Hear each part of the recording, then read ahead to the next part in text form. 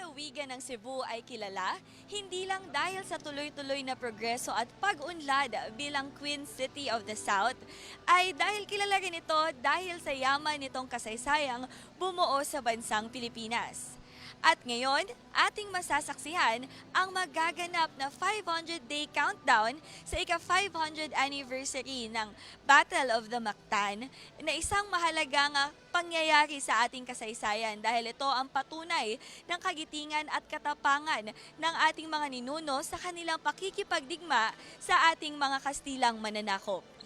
Isang makasaysayang araw, Pilipinas! Ako po si Micaela Guerra at kami po ay napapanood ninyo ng live mula dito sa Hoops Dome, Lapu-lapu City kung saan mga kababayan, ito ang nagsilbing ground zero ng Spanish colonization.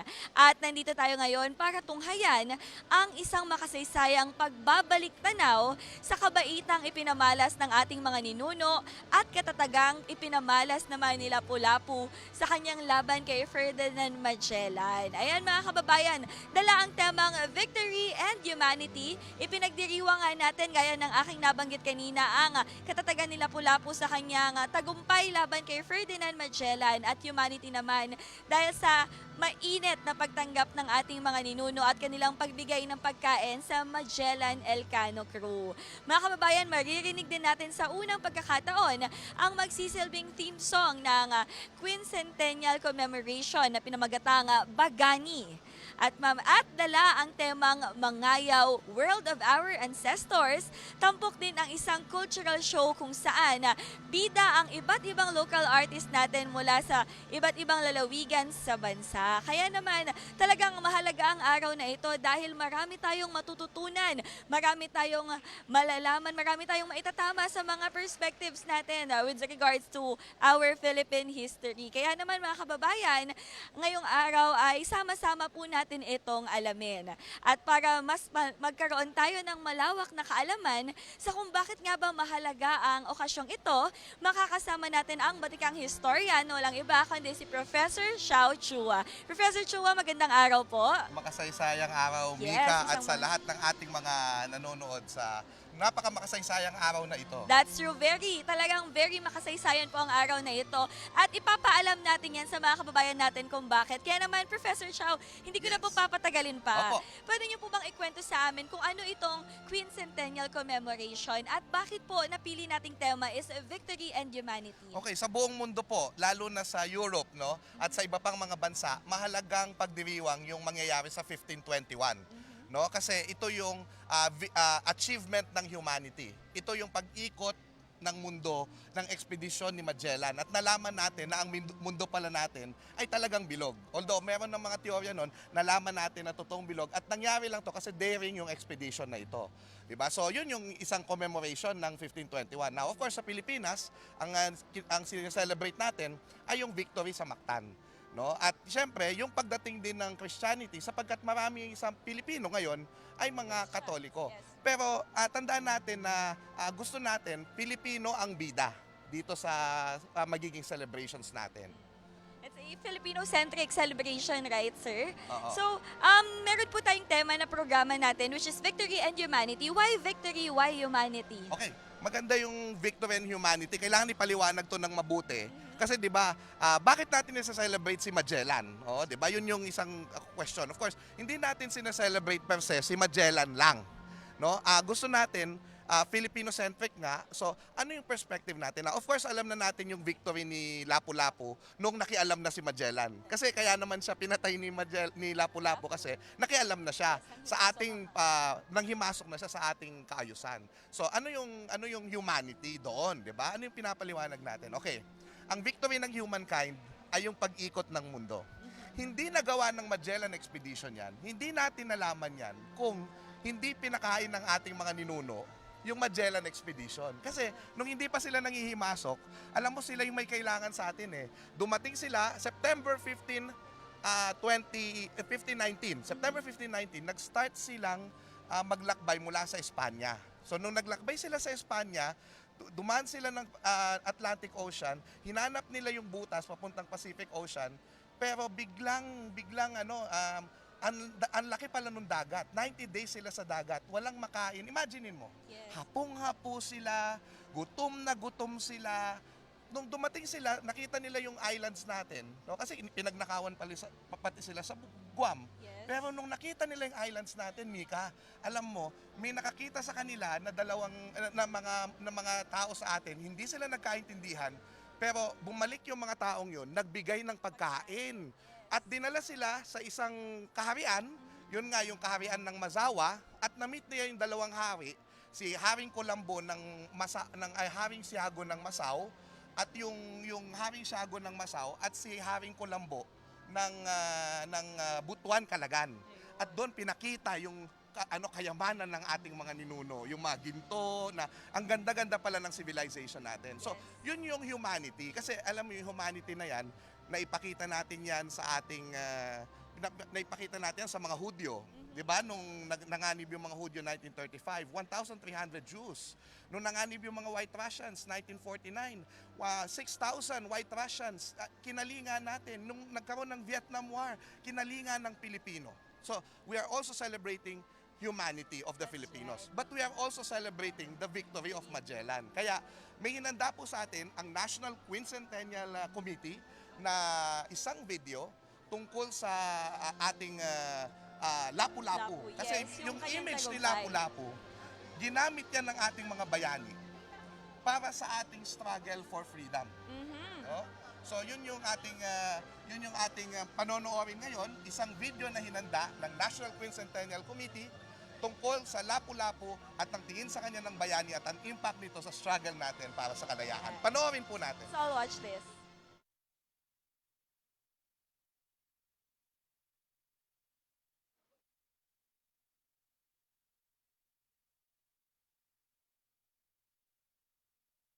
Bago natin makita yung Yes. playback, mamaya yung ating playback Playback. ng ating National Quincentennial video, alam mo mahalagang kwento dyan sa Haring Xiao at Haring Colombo, nabanggit natin, yung pagdating ng mga babaylan. Kasi ayun ang not babaylan, yung mga balanghay. No? Oh, Kasi yes yung mga po. balanghay kanina, ni-reconstruct yan ni na Art Valdez at makikita no, dumating yung mga yan kanina na kasama nung Philippine Everest team, si Art Valdez at sila'y tumungo dito sa Cebu para makisama sa celebration na ito. Kasi nga yung hari ng Butuan Calagan, siya po ay pumunta rin dito yan. Hari ng Butuan si Colombo, pumunta dito sa Cebu. No, sumama yan kay Humabon.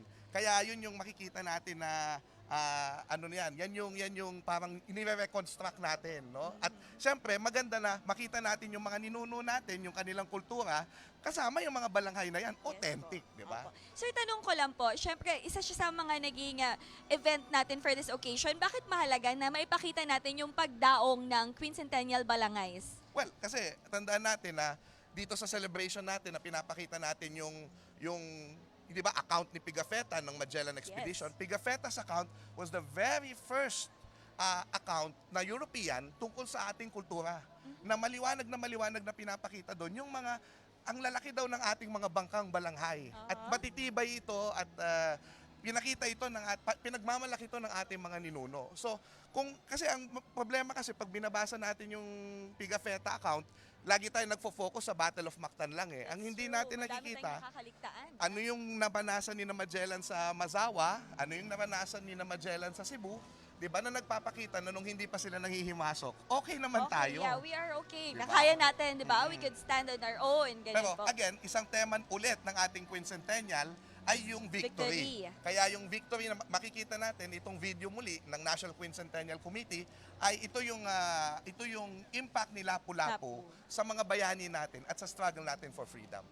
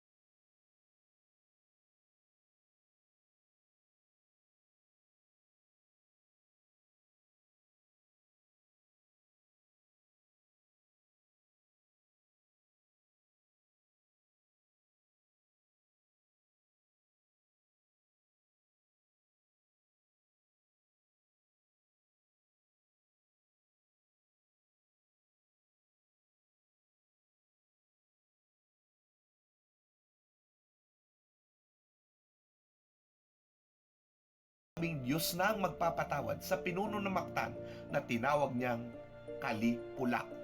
Tinawag niya rin itong traidor na di na dapat pagtakhan dahil panahon ito ng mga mananakop na Espanyol. Sa katunayan, umani ng negatibong imahe ng Mactan sa loob ng 300 taon, tinawag na Punta Diablo o Engganyo o tangway ng kasamaan o ng manlilinlang ang pook na sa mahabang panahon ay pinaniniwala ang pinangyarihan ng pagpatay kay Magallanes.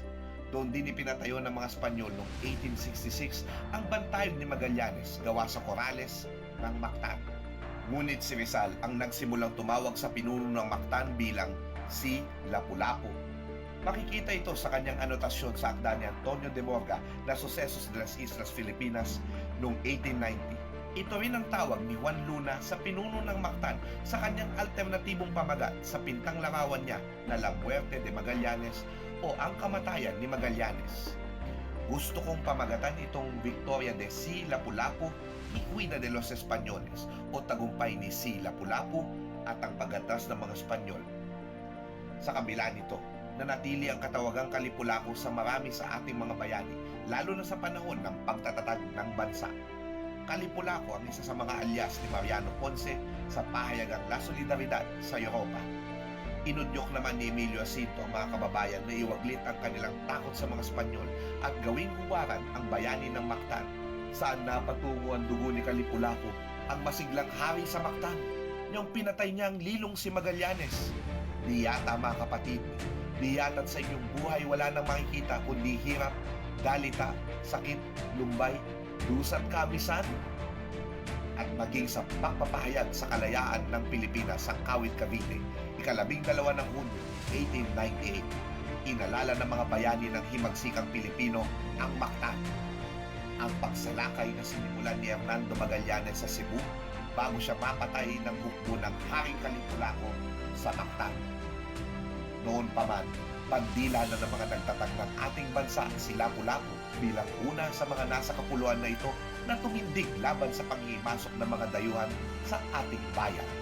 Kahit wala pang Pilipinas sa kanyang panahon, isinali na siya ng mga bumuo ng ating bansa sa kwento ng laban natin para sa ating kalayaan.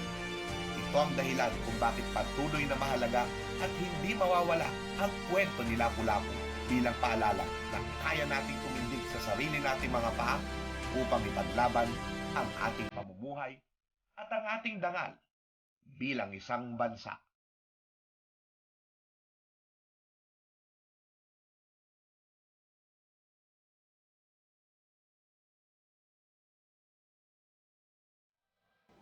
Nakita mo yon, Mika, no? Yes, talagang Yung impact ni Lapu-lapu sa ating history na pati sa propaganda movement, nandun siya to Mariano Ponce, binanggit siya ni Jacinto sa Katipunan, tapos Independence Day, nandun din siya sa ating Proclamation of Independence. kaya talagang malaki po yung role na ginagampanan ni Lapu-lapu talaga dun sa ating fight for freedom, kagaya ng sinabi nyo kanina.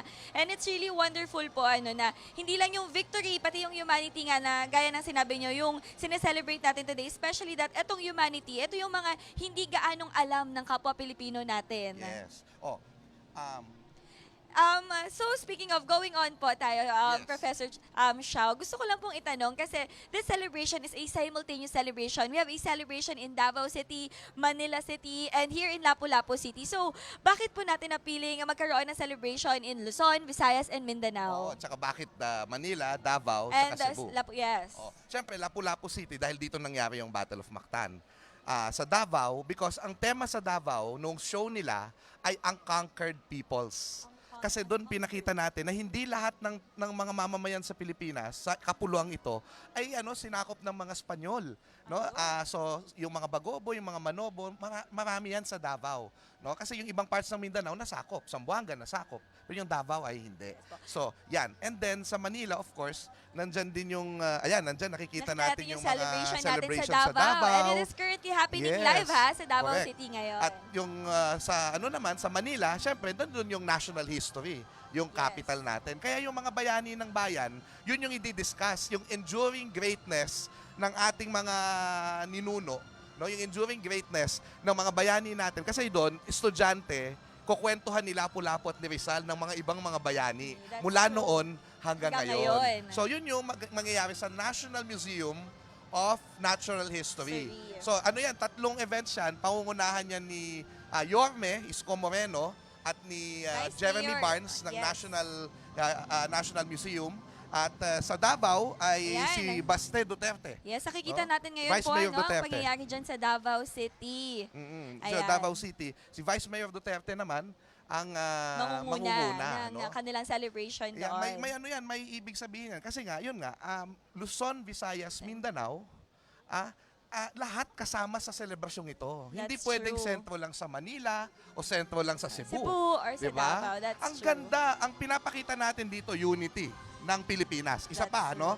Yung show na magaganap dito. Kasi kanina po, by the way, kailangan nating inform ang mga tao na at 5 p.m. today, nag-replaying po si Secretary Berna Bernadette Romulo Puyat. Puyat, At yes. Tourism Secretary sa Monumento ni Monumento Lapu-lapu. That's Yes, right. nagbigay pugay kasama ni Chairman Rene Escalante Yes. ng NHCP. Siya din po ang Vice Chair ng ating National Quincentennial Committee. Alam ba kung sinong chair? Si Executive Secretary Salvador Medialdea. Wow, ayan. Yes. At hindi lang pala dito meron tayong cultural show ha. Even dyan sa Davao Ayan. City na papanood natin ngayon, talagang ipinapamalas yung iba't ibang kultura natin. We have a cultural show then ongoing there sa Davao City. Correct. So, nandun sila sa harapan ng Sangguniang Panlusod ng Davao. So, Ayun. puntahan naman natin yung dito kasi ito Yes. mapakahalaga nung mangyayari That's true. dito. So ano nga po Kasi- ba yung expected natin na mangyayari for our program today? Kasi for the first time in many, many years, nagsama-sama yung iba't ibang cultural groups, hindi lang sa Cebu, hindi lang sa Lapu-lapu City, kundi sa buong Visayas. Wow. Oo, merong galing sa Bohol, merong galing sa Panay, merong galing sa Leyte. So nagsama-sama sila to celebrate itong tinatawag na Mangayaw. Mangayaw. Mangayaw. Bakit nga po ba Mangayaw? World of our ancestors. Correct. Libutin ang mundo ng ating mga ninuno. Bago ko ipaliwanag yan, gusto kong i-acknowledge na ang gumawa po ng presentation na ito, ang sumulat ay si Ginoong Floy Quintos. Siya po yung director ng ating Southeast Asian Games opening Wow. ceremony. Which was very successful, by the way. Yes, Congratulations diba? po. Congratulations, Ayan. Sir Floy. At si Lutgardo Labad. Siya po yung director natin dito. At sila po yung tinulungan ng mga historians. Isa dito ay teacher ko. Wow. At marami akong napag-aralan sa kanya na sasabihin ko dito, si Professor Vicente Villan ng UP Diliman. Yes. So talagang napaka-special po nitong program natin dahil gaya nga ng sabi nyo, talagang nag-ipon-ipon as one yung ating mga local artists para matulungan tayong maipakita yung mensahe ng ating okasyon na sineselebrate At today. yung unity ng ating ng Pilipinas, ipapakita dyan kasi yung 3 sites magsasabay-sabay. May messages from the 3 sites, no? Tapos ipapalabas o ipaparinig sa atin for the first time in public yung Bagani. Bagani. Like what I've mentioned kanina mga kababayan, Bagani ay ang magsisilbing theme song ng ating Quincentennial Commemoration na dito natin unang maririnig. Sino nga awit dyan? Sino nga awit? Mandaue Children and Youth Chorus, Lobok Children's Choir, sikat na sikat. Wow. Silliman University, Cebu Philharmonic, Silliman University Choristers, Cebu Philharmonic Orchestra. Wow. So yan ang naririnig natin ngayon. Yes. Pero mamaya, tutugtog sila nung Bagani. No? Lahat sila, pati yung mga performers din natin. So makikita natin na ito, kasalukuyang tumutugtog ngayon yung Cebu Philharmonic Orchestra. So, simulan natin, isa-isahin natin kasi ang show ng ang Mangayaw, and by the way, Mangayaw means ito yung ito yung way ng pagwa-warrior natin nung unang panahon. Pangangayaw. Mangangayaw. Kaya nga, di ba, si Manny Pacquiao, actually, galing yung kanyang pangalan sa salitang pakayaw. O kaya nga, siya, warrior din, in a way. Talaga. Pero anyway, ito yung makikita natin dito. Yung pangangayaw, yan ay laging nimi-misinterpret ng West as piracy. Opo. So may issue actually na bakit mangayaw yung pinili, the word of our ancestors. Baka sabihin nila masama ang ating mga ninuno. Yan ay kung tumitingin ka sa western lens o sa mundo ng kanluran. Yes. Bakit po ba hindi dapat i-consider na piracy ang Mangayaw? No, kasi ang pangayaw, ito ay isang ginagawa lang to, hindi basta-basta nakikidigma ka.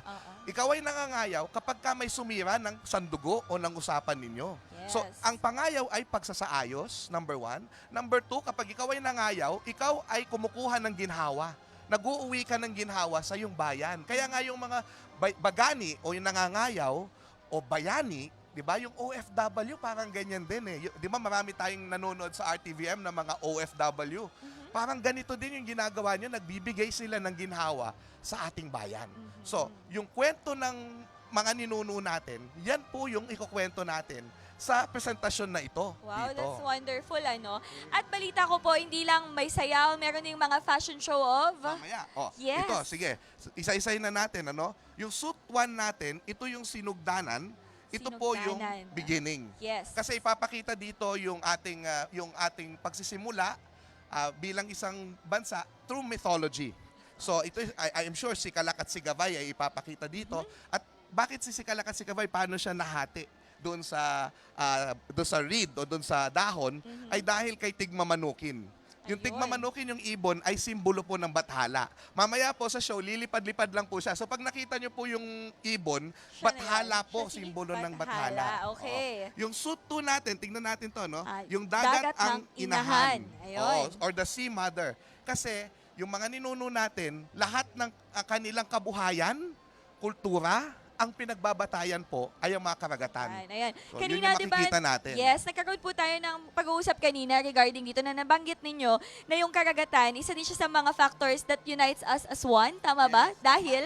Kasi sinasabi ng mga teachers natin noon, hindi kasi hindi pa updated yung kanilang mga naituro sa kanila sa kasaysayan na ang naghiwalay sa atin ay archipelago kasi tayo. Pero ang pinapakita ngayon ng mga historians, ang naghiwalay sa atin ay kolonyalismo, pero nung unang panahon, kahit iba-iba yung ating mga bayan, ay sama-sama pa rin yung ating kultura, yung diwa natin, at yung pakikipag-ugnayan natin. Kaya yan yung makikita natin na napakagandang mensahe. Yes. Na hindi yung kulturang maritime, yung tayo lahat ay taga-ilog. Kaya nga si Andres Bonifacio, di ba? Sa Katipunan, tinawag tayong taga-ilog.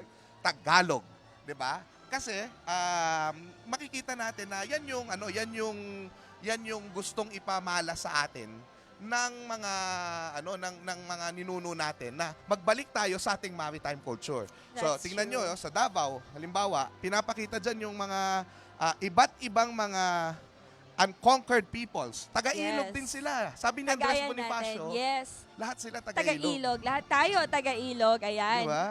Di ba? Ang ganda. Oh, di ba yan? Mga Tiboli, mga Manobo, mga Bagobo, Yes, mga sila yung Mindanao peoples. mga unconquered people Yes. natin. Dahil, gaya nga po ng sabi ni Professor Xiao, hindi lahat ay nasakop ng mga Kastila. Bago ko ituloy itong pagkukwento natin itong mga mangyayari mamaya, Aha. alam nyo, ang ganda nung nangyayari ngayon kasi sa aking nakikita, sa aking pag-aaral ng kasaysayan, ito na yung isa sa pinakamalaking pagkukwento via show ng ating kasaysayan ng Pilipinas. That's true. At talagang napaka-importante po na malaman natin to. Hindi lang ng mga kabataan, di ba? Even tayo at our age, madalas sa atin nakakalimutan na natin yung kahalagahan ng kasaysayan, di ba? Mika, naabutan mo ba yung 1974?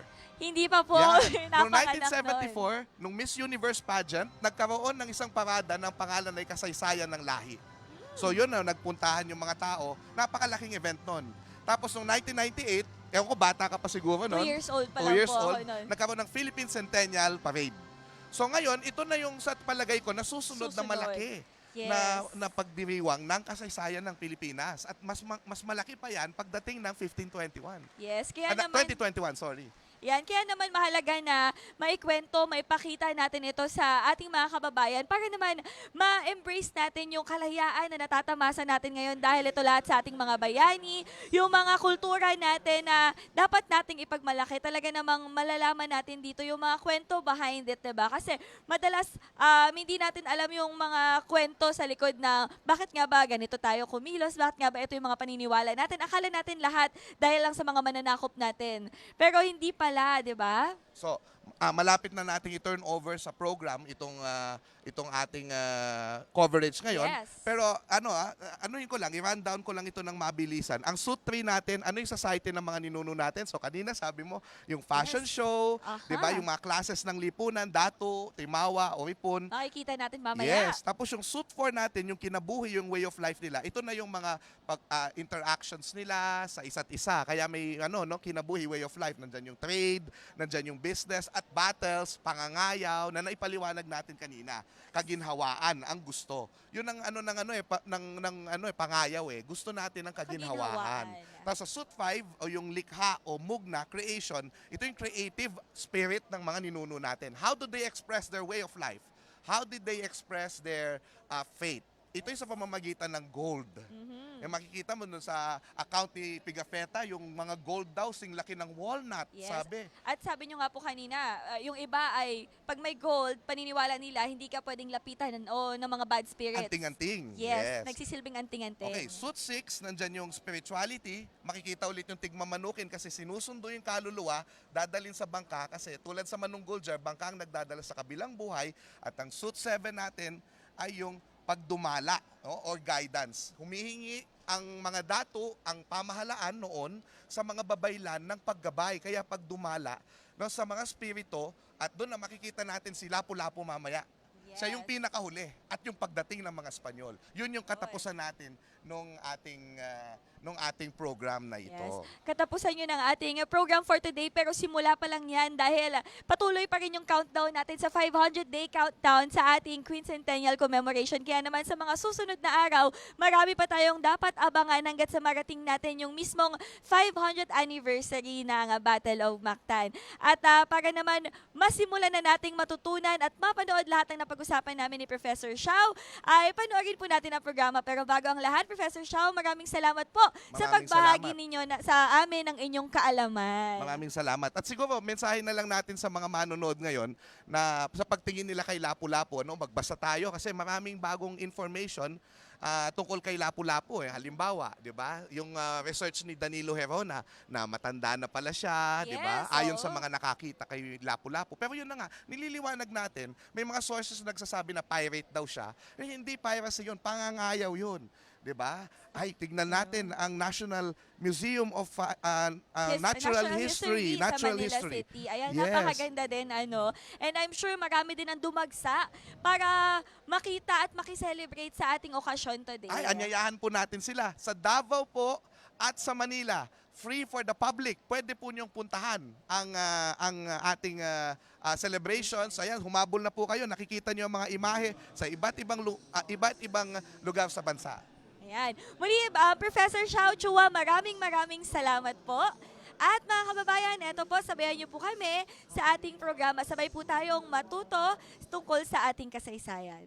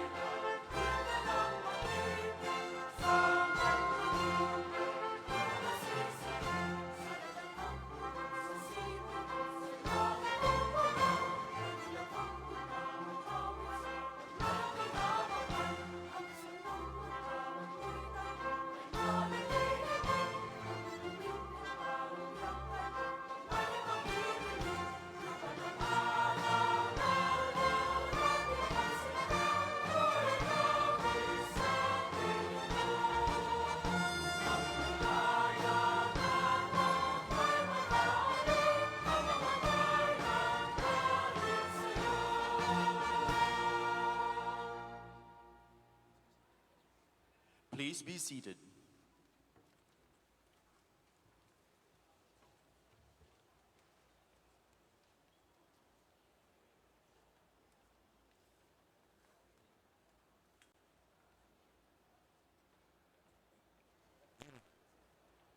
Quality. We have made our from science and medicine to culture and the arts. We are beacons of creativity, resourcefulness, resiliency, and compassion. In 2021, the Filipino people will join the world in commemorating one of the greatest achievements of mankind, the first circumnavigation of the world. We celebrate this historic achievement by bannering an important message. Over adversity and struggles, we shall triumph. Putting humanity first, always.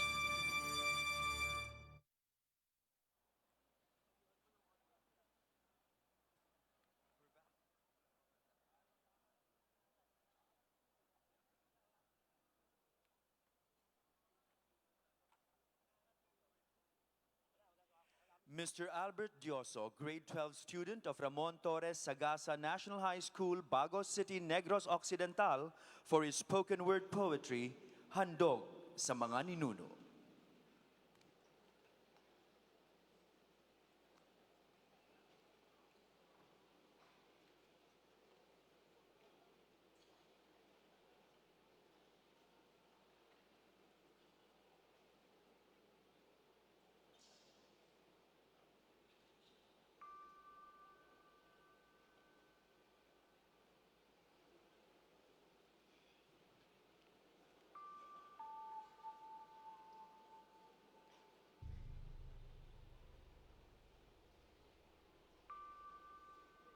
Sa paghagis ng mga alipkabok ng katapangan, sabay tayong babalik sa nakaraan.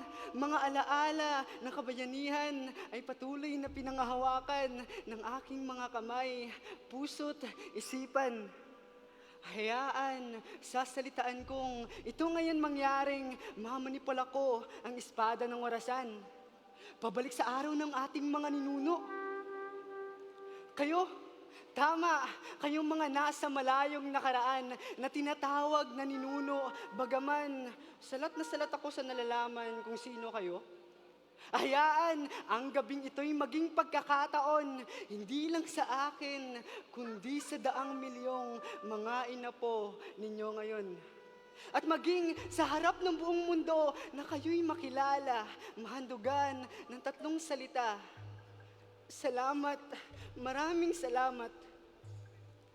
Lagi-lagi kong naririnig sa aking mga magulang at mula pa noong elementarya ang mga katagang. Ang di marunong lumingon sa pinanggalingan ay di makakarating sa paroroonan. Para lamang itong mga salita na nakatimo basta sa isip, ngunit di lubusang batid ang saysay. Ano ba ang saysay ng nakaraan ng kasaysayan? Tama nga namang unahin ng sikmura kaysa sa mga bagay katulad ng kasaysayan. Ngunit tama rin naman na maaaring pagsabayin ang sikmura at kasaysayan.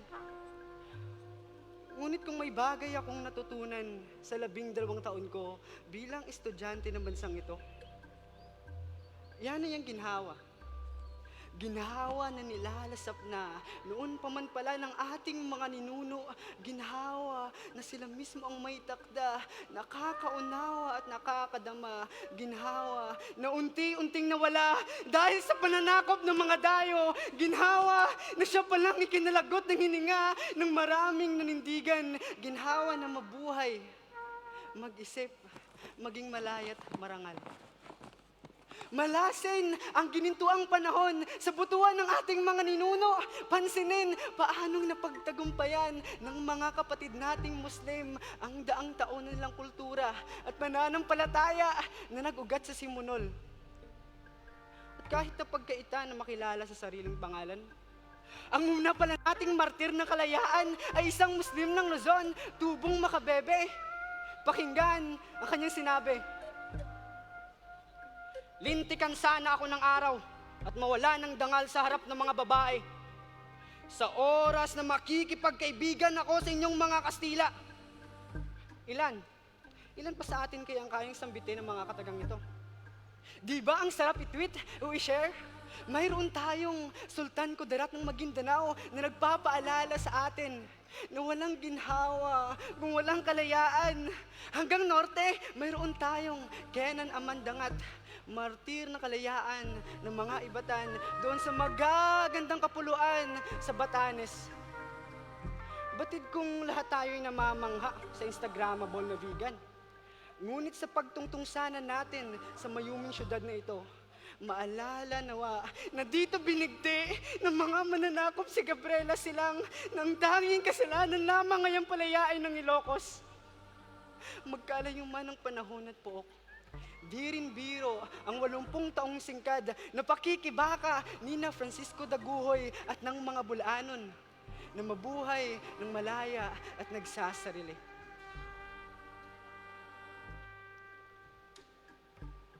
Tila sadyang mapaglaro ang tadhana. Walang ang ginhawa kung walang pasakit.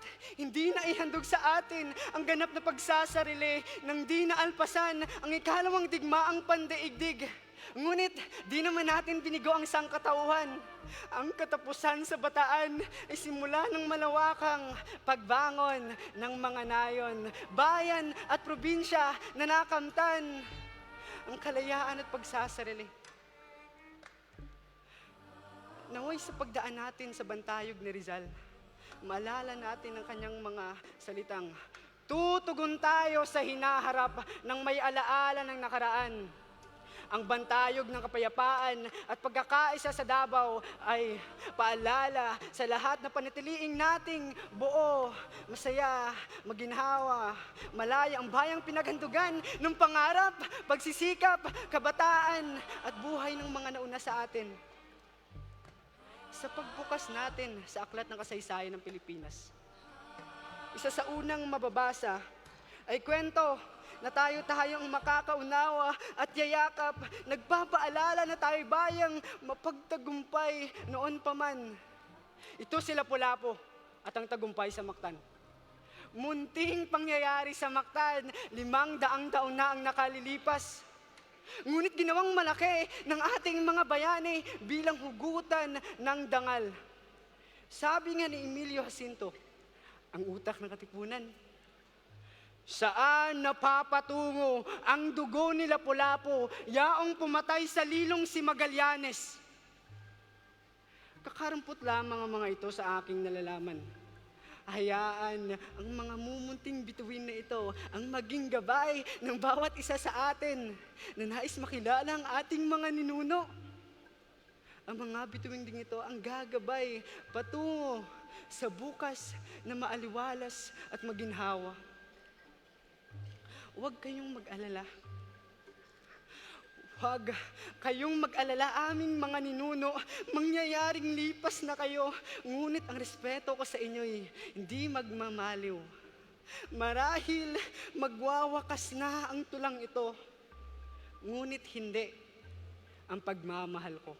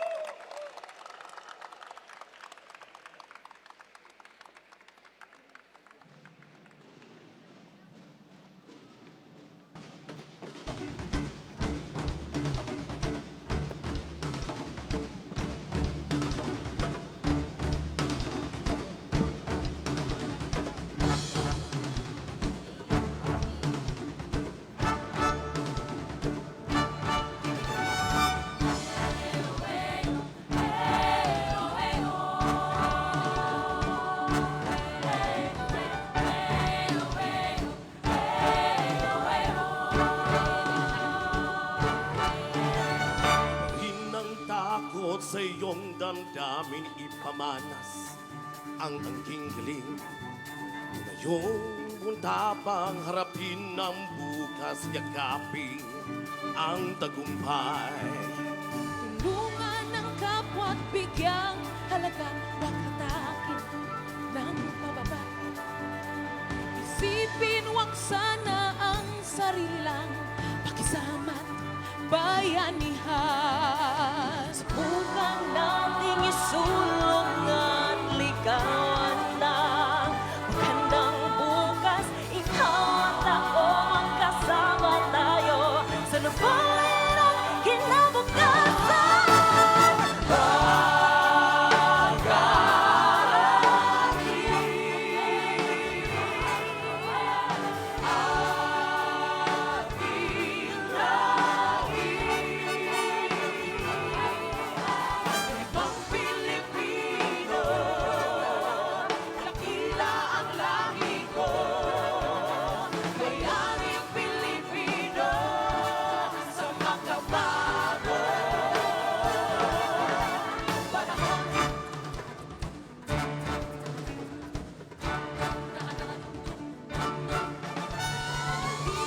Hawakan ng aking kamay, sabay abutin natin ang tagumpay. Kulang tayo sa pagpapantay. Iwala sa Diyos ang sandat at gabay. Subukan natin sulong at ligawan ang magandang bukas. Ikaw at ako magkasama tayo sa lupunin ng kinabukasan.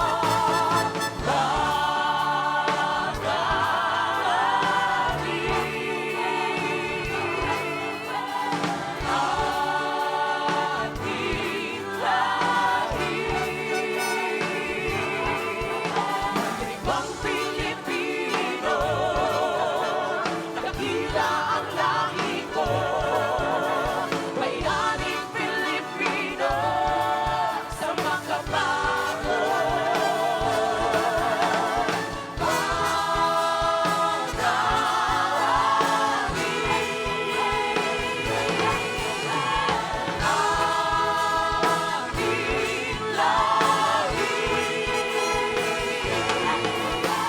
Ibang Pilipino, dakila ang lahi ko.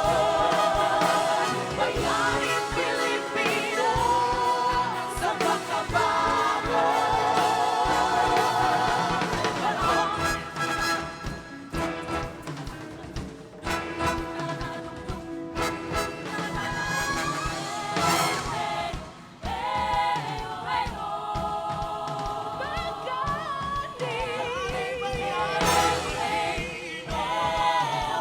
Dakilang Pilipino,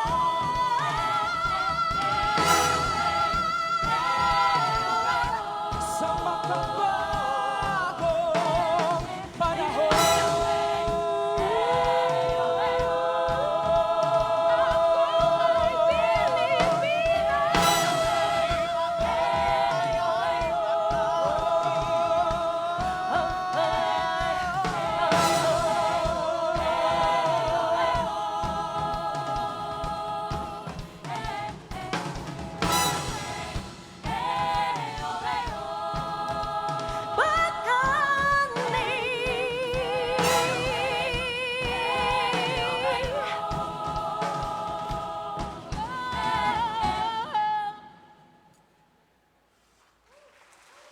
Ladies and gentlemen, that was World Championship of Performing Arts medalist Mr. Virgin Tan, Ms. Rona Jen Lofranco Cañete, Mr. John Willis Tubalde, and Ms. Erneville Vinculado singing Bagani, the theme song of the 2021 Quincentennial Commemorations in the Philippines. Written and composed by Roel Rostata, arranged and produced by Junji Marcelo, accompanied by the Cebu Philharmonic Orchestra and the Mandaue Children and Youth Chorus.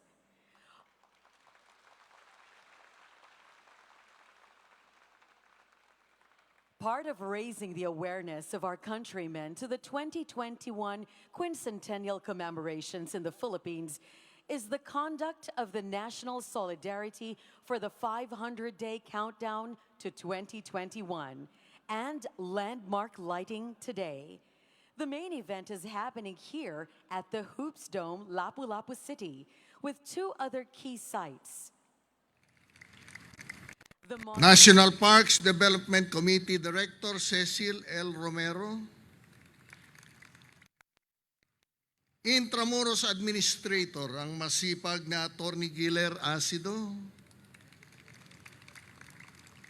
ang masipag nating DepEd Superintendent Miss Maria Magdalena S. Lim,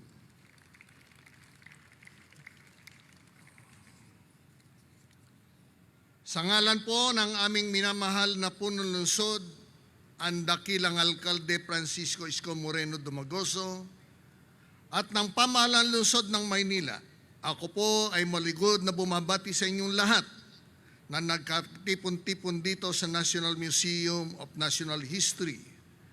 Hayaan po ninyong basahin ko ang inihandang mensahe ng Alkalde ng lungsod ng Maynila para sa okasyong ito. 10 ng mga mamamayan ng Maynila, ikinalulugod ko po na makiisa sa sambayanang Pilipino sa pambihirang okasyong ito. Marahil nagtataka ang marami, ano ang ginagawa ng Maynila sa isang okasyong limitado lamang sa Kabisayaan at sa mga Bisaya. Kung magpapakritiko tayo na wala namang Pilipinas at wala pong Pilipino noong 1521, totoo pong Bisayas at pang-Bisaya nga naman isang itong pagdiriwang na ito. Ngunit pakatandaan natin na tayo lamang na tinatawag na mga Pilipino at wala nang iba dito sa San Sinukob ang nagnanasa alaala ng labanan sa Mactan at ni Lapu-lapu. Bahagi na si Lapu-lapu at ang Mactan ng pamanang kasaysayan ng lahat ng mga nabibilang sa bansang ito. Ang yakapin ang mga Pilipinong Tausug, Ibatan, Ibaloy, Dumagat, Agta, Tagbanwa, Mangyan, Bicolano, Kapampangan, Maranao, Tibuli at Kangkanay si Lapu-lapu na parang kanila ay tanda ng pagbubuo ng bansang Pilipino. Sa ganito nating dapat tingnan ang okasyong ito. Huwag maging makiti ng isip. Lahat tayong produkto ng bansa ng Rebolusyong Pilipino noong 1896 ay tinatadhanang manahin ang kasaysayan ng ating mga ninuno. Ganito naging Pilipino si Lapu-lapu. Simula ng isalba ni Rizal, Luna, Jacinto at Aguinaldo ang alaala na Mactan bilang may pagmamalaking tagumpay ng lahing Pilipino. Kaya tama lamang na samahan ng sambayanang Pilipino sa malaki o maliit man na kaparaanan ang mga kababayang Bisaya, partikular na ang mga Cebuano sa pagdiriwang sa alaala ng labanan sa Mactan. Itong pag-iilaw na Rizal Park at ng iba't ibang pangkasaysayan mula sa Batanes hanggang Tawi-Tawi, mula Palawan hanggang Eastern Samar, at ng mga embahada at konsulado ng bansa sa ibayong dagat ay malaking manifestasyon na narating na ng lipunang Pilipino ang panahon ng pagkakaisa sa kabila ng pagkakaiba. Ito ang ideal na lipunang dapat na iharap natin sa mundo. Nangangalagan, pinararamdam sa bawat isang Pilipino na bahagi sila ng bansang ito at ang kasaysayan at pamanang kultural bilang pamulaan ng dangal at kadakilaan. Kami sa lungsod ng Maynila ay patuloy na mangunguna at magsisilbing mabuting halimbawa sa ating mga kababayan upang ipamalas ang tunay na pagmamahal sa bansa. Pagmamahal sa bansa na di lamang pinapakita sa pamamagitan ng pakikidigma, kundi pagmamahal na magpakita ng tunay na malasakit sa isang mamamayan. Di kaila sa inyo ang mga malalaking pagbabago na sa aming lungsod. Ito ay simula pa lamang ng mas malaki pang mga proyekto at programa upang maiangat ang antas ng pamumuhay ng mga malininyo.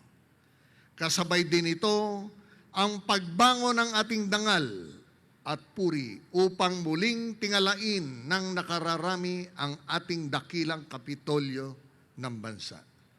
Kami po ay naniniwala na kung nasaan ang Maynila, sinusundan ito ng buong bansa. Kaya asahan ninyo na kami ay mangunguna sa pagpapakita sa ating kapwa Pilipino na tayo ay di uunlad at uusad kundi natin muna mamahalin at bibigyang halaga ang ating bayan. Tandaan po natin, walang magmamalasakit at magmamahal sa Pilipinas kundi tayo ring mga Pilipino, mga tunay na Pinoy. Hayaan po ninyong tapusin ko ang mensahe ito sa pamamagitan ng pagpapasalamat sa Pangulong Rodrigo Roa Duterte na mapili ang Maynila na katawanin ang lungsod sa 500-day countdown to 2021 Quincentennial Commemoration in the Philippines. Amin po ang karangalan na i-host ang programang ito dito mismo sa Rizal Park, sa tapat ng bantayog ni Lapu-lapu at ng National Museum of Natural History. Salamat din sa Philippine Educational Theater Association sa paghandog ng talino't galing na handugan ang mga kababayan natin ng presentasyong historical at cultural. Salamat din po National Historical Commission of the Philippines na kinakatawan ngayon ni OIC Executive Director Carmina Arevalo. Sa National Museum of the Philippines na kinakatawan ngayon ni Tagapangulong Luli Arroyo Bernas at Director General Jeremy Burns sa National Parks Development Committee na kinakatawan ngayon ng Executive Director nitong si Binibining Cecil Lorenzana Romero at sa Intramuros Administration Administrator Attorney Giler Asido. Muli ang aming pagbati at pakikiisa sa inyong lahat sa pagsalubong sa ika-500 taong tagumpay ng sangkatauhan na maikot ang daigdig sa unang pagkakataon at ng tagumpay ng ating mga ninuno sa labanan sa Mactan. Tandaan po ninyo, Manila is God first. Magandang gabi po at mabuhay tayong lahat. Salamat. Davao City Vice Mayor Sebastian Duterte to deliver his remarks on behalf of Mindanao.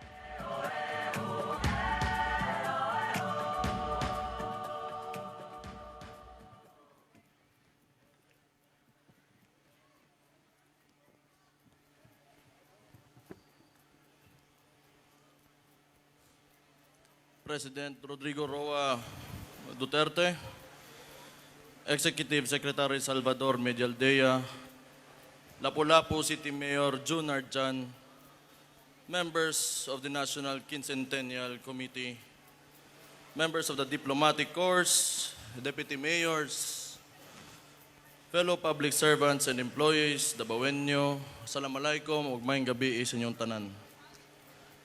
Today, we begin our anticipation of great milestones in our journey as a nation. We remember the victory of our ancestors led by Lapu-lapu in defending our native land from colonizers in Mactan. As of today, we are the modern Filipinos who know how to use our cherished freedom and sovereignty in advancing development, peace, and unity and compassion. We commend the National Quincentennial Committee for translating into action the pronouncement of President Rodrigo Roa Duterte to elevate the place of Lapu-lapu among the heroes of national significance. Mindanao's participation in this countdown will highlight the history and heritage of Mindanaoan identity. Despite all the changes brought by modernization, we continue to preserve the vestiges of our ancestors through the colors, patterns, expressions, and vibrancy of Mindanaoan heritage. In Mindanao, we have proven that unity is possible amidst diversity. It was our unique identity and values as Mindanaoans that truly bind us together. In times of adversity, we have each other to depend on. We will be scathed, but we will always persevere. As we celebrate the victory at Mactan, let us continue to learn from our history. We cannot change the past, but we can surely shape the future with our own hands. Let us move forward towards a nation that is free and filled with hope for a brighter tomorrow. One that all and treats all with respect, because at the end of the day, we are all Filipinos. Thank you, and once again, maayong gabi sa inyong tanan. God bless you all.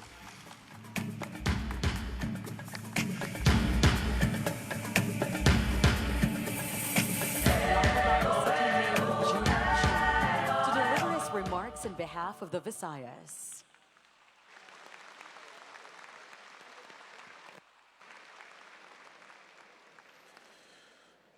To Tourism Secretary Bernadette Rumulu Puyat, who is here to officially represent President Rodrigo Roa Duterte. To all our distinguished guests, fellow public officials, and countrymen watching live in the comfort of their homes, maayong gabi kanatong tanan. Indeed, rare are the times that the national government prepares big celebration comparable to the decades of the centennial's Filipino nationalism, nationhood, and the Philippine revolutionary movement from 1988 to 1998. That is why we, the people of Lapu-lapu City, are honored to host and play a major part of this once-in-a-lifetime celebration, the 2021 Quincentennial commemorations in the Philippines.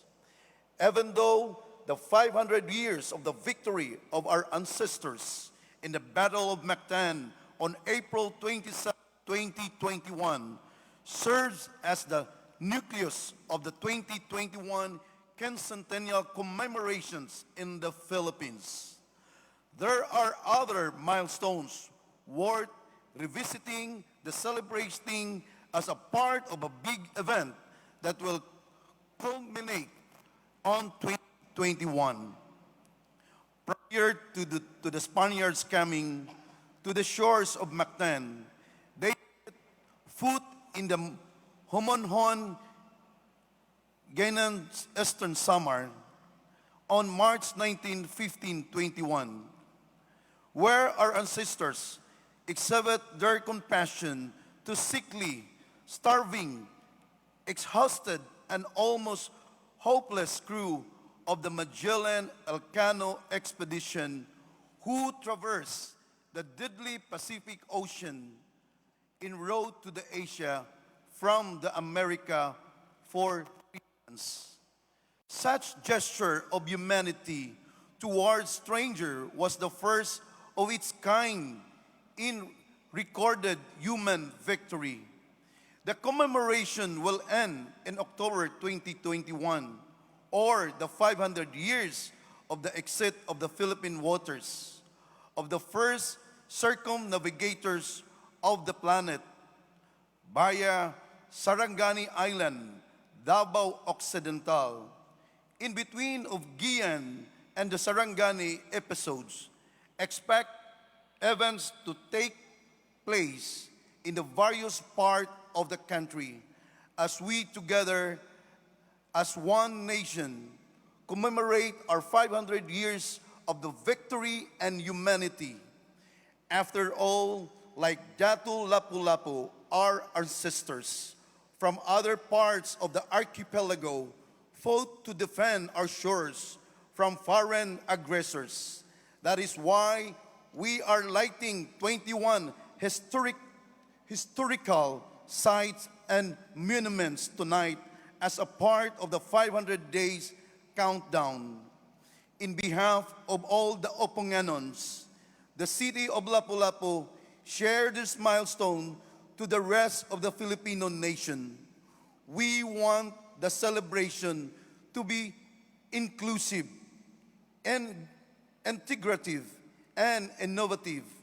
We want each and every Filipino to identify with the symbolism and significance of the victory at Mactan, for this is not just the heritage of the Cebuano, but of all the Filipino people. This is history we all share.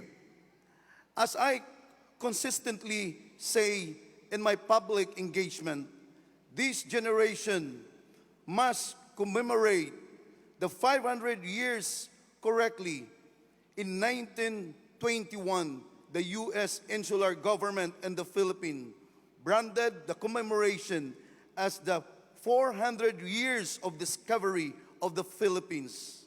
This word discovery, distasteful, misplaced, and downright offensive to us Filipino, as if we were non-existent and had to thank the colonizer for bringing us civilization, which is an insult to our ancestors. As proud of our rich past, Jose Rizal once said, "We are anxious to learn of the Philippines' past, which we to understand in order to plan intelligently for the future. We want to know all our ancestors knew. Then we shall progress fast because we can go on from where they left off." As a matter of fact, prior to the Philippine Revolution in 1896, Emilio Jacinto, this brain of the Katipunan, introduced Lapu-lapu to our heroes, and I quote, "Sana napatungo ang dugo ni Lapu-lapu, ang masiglang hari ng Mactan. Niayong pinatay niya ang Lilong Magallanes."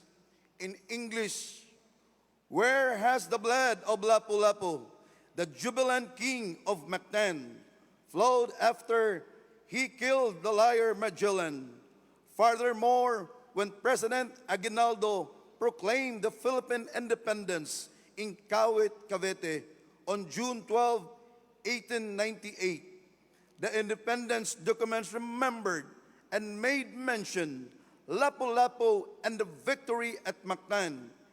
If our heroes celebrated the memory of Lapu-lapu and the victory at Mactan, what more we Filipino of today, who have benefited from the fruits of sacrifices and dreams of the past, 2021 should therefore be a year of reflection for all of us as to where are we bringing ourselves in the next 500 years. On that note, the Lapu-lapu City government, with the National Historical Commission and the National Quincentennial Committee, is preparing a world-class presentation using the state-of-the-art technology to depict the rich of cultural heritage of our ancestors prior to the coming of the colonizers, in order to educate our youth of what truly transpired in the past and dispel the notion that we are a bunch of savage during the pre-colonial times. Once again, good evening and mabuhay ang Pilipino.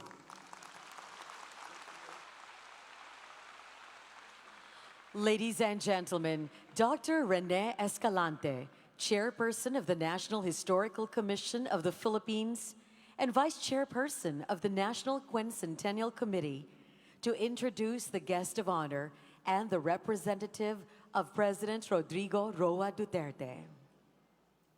Ladies and gentlemen, it is my honor to introduce to you the guest of honor of this celebration, the current Secretary of Tourism, Secretary Bernadette Puyat Romulo.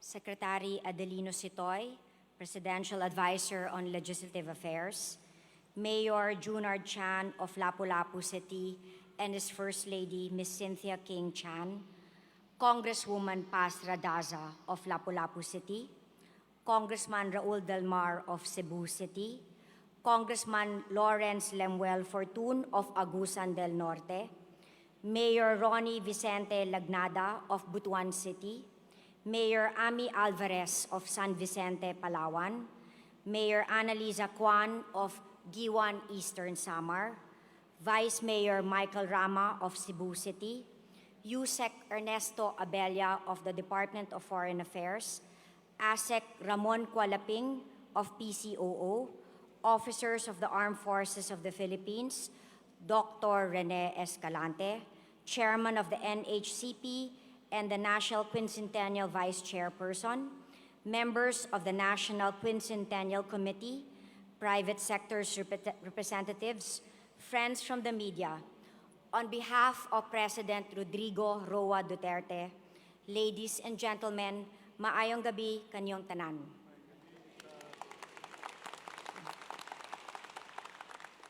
Tonight, we mark the 500th day before the 500th anniversary of the Philippines' historic part in the first circumnavigation of the world, also known as the most important maritime voyage ever taken. Our country is also commemorating a glorious victory of its own, and that is the defeat of foreign intervention under the leadership of Lapu-lapu in the Battle of Mactan. These events are linked to our identity as Filipinos. Even 500 years later, we are still continually learning about our history, and now we have shifted the narrative to one where Filipinos are its central characters. For 2021, the National Quincentennial Committee is thus advocating for a more Filipino-centric point of view to the celebrations. Western-based history textbooks have always described March 16, 1521 as the day Ferdinand Magellan discovered the Philippines. But it's more apt to say that it was the Filipinos, or more accurately, the Warais of Giwan, who discovered Magellan.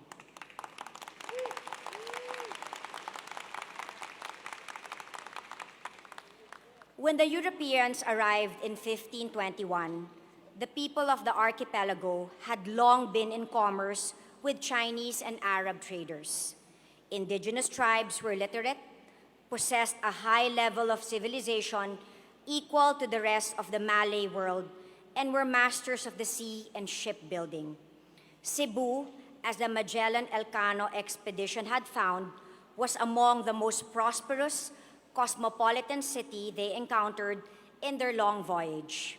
What first greeted Magellan and his crew when they landed in Homonhon was not a show of force or a shower of spears, but a welcoming committee led by an unnamed Raja of Suluan from a nearby island. His men brought food for the crew, who were sick with scurvy and nearly dying from starvation. They showed their visitors the many uses of a coconut and taught them several words from their own language. Weeks later, Magellan met more Rajas along the Surigao Strait, formed friendship, and entered into the sacred brotherly blood compact known then as Kasi-Kasi. What may be considered a weakness by some was our ancestors' greatest strength and a characteristic that recurs in our people throughout the history. Filipinos have always welcomed the foreigner and sheltered the refugee, viewing others in terms of their humanity and not their religion or race. From the siege of Baler in 1899, the open-door policy of President Manuel L. Quezon to the Jews in 1939, the sheltering of the homeless white Russians in 1949, to the boatloads of Vietnamese who fled their country in the 1970s and 80s, the Philippines has always offered sanctuary to those in need.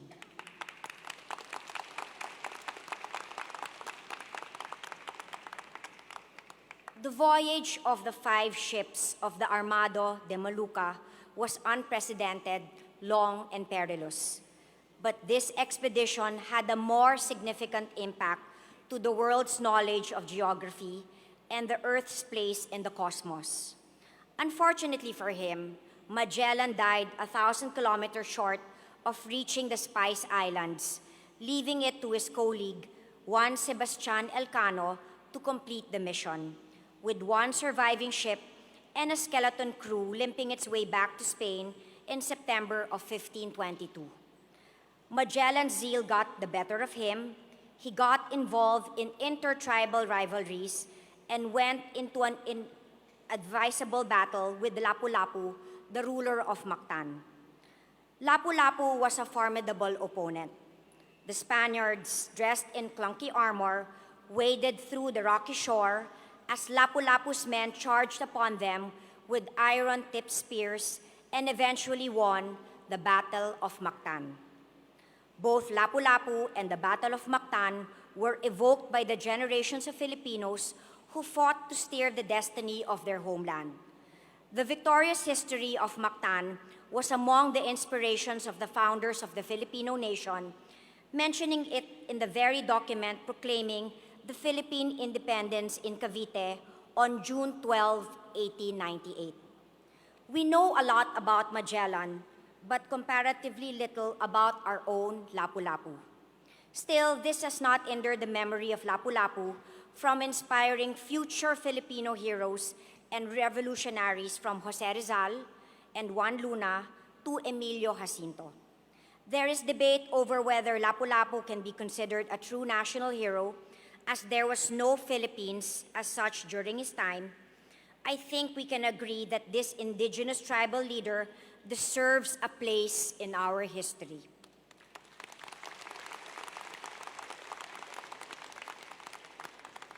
Fulfilling his campaign promise to make Lapu-lapu a proper hero of the Filipino nation, President Rodrigo Roa Duterte signed in 2017 the Executive Order Number 17, creating the Order of Lapu-lapu, which aims to recognize government workers and private individuals who provide invaluable or extraordinary service in the nation to a campaign or advocacy of the President. To be able to follow the trail and relive history, landing by landing, is a greatly exciting tourism opportunity for Filipinos and foreigners alike, with over 30 identified sites located in Eastern Samar, Surigao, Southern Leyte, Cebu, Negros Oriental, Bohol, Zamboanga del Norte, Tawi-Tawi, Palawan, Sulu, Basilan, Zamboanga del Sur, Maguindanao, Sarangani Province, and Davao Occidental that were recorded in the notes and logs of the Magellan Elcano expedition. These historical sites will bring pride and sense of place to each community, having once been part of the incredible achievement of humanity in proving that the world was indeed round.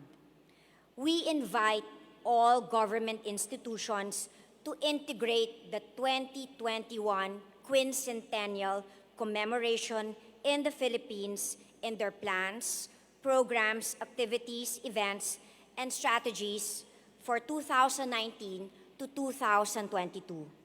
The commemoration began last year when we launched the QCP logo in December 2018. It will last until September 6, 2022, or the 500th anniversary of the completion of the first circumnavigation of the world. The NQC envisions a diverse, upbeat, engaging, and meaningful quincentennial commemoration in the Philippines for Filipinos to take full advantage of various platforms, media, and disciplines.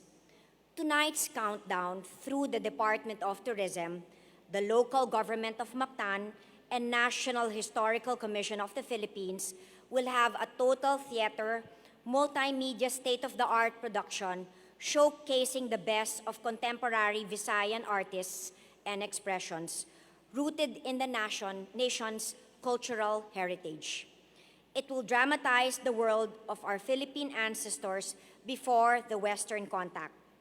25 performing groups from Cebu, Bohol, Dumaguete, Bacolod, Iloilo, Capiz, Leyte, and Antique, mounted by over 500 artists, technical people, and scholars, are taking part in tonight's dramatic cultural performance. Let the themes of victory and humanity guide and inspire your movements for the next 2 years. Starting tonight, with the historic landmarks around the country lit up, symbolizing the freedom our countrymen have fought for, let us be united in solidarity. The 500-year marker reminds us how the lives of our ancestors irrevocably changed after 1521, and we are who we are today because of it. This is an opportunity to look to the past and discover the extent of richness of our pre-Hispanic civilization. This is an opportunity to look to the future and see how an ever-shrinking world connects us all the more closely to one another. We are proud to say that the Philippines, 500 years later, is still a place of never-ending discoveries. Daghang salamat sa inyong tanan. Thank you very much, Tourism Secretary Bernadette Romulo Puyat, for the 500-day countdown to 2021 Quincentennial Commemorations in the Philippines address. Mangayaw is a total theater multimedia state-of-the-art production showcasing the best of contemporary Visayan Filipino artists and expressions, rooted in the nation's cultural heritage, dramatizing the world of our Philippine ancestors before Western contact. The production's objective is to inspire the young generation of Filipinos to appreciate and become proud of the legacy of values and expressions of our ancestors. This would be done by portraying the world of our ancestors, unraveling their cultural wealth of values, wisdom, worldviews, and rich artistic expressions by artistically interpreting our ancestors' legacy of Philippine civilization. Notably, their vast and deep sense of values of unity, magnanimity, sovereignty, identity, and cultural excellence, spirituality, and communion with nature, and demonstrate the distinct, vibrant, dynamic, and multi-layered communities in the Philippines before the colonizers arrived in the islands. The National Historical Commission of the Philippines, National Quincentennial Celebrations in the Philippines in collaboration with Junjet's production, the city government of Lapu-lapu City, and in cooperation with the cultural groups and networks of the Visayas, proudly presents Mangayaw, ang mundo ng ating mga ninuno.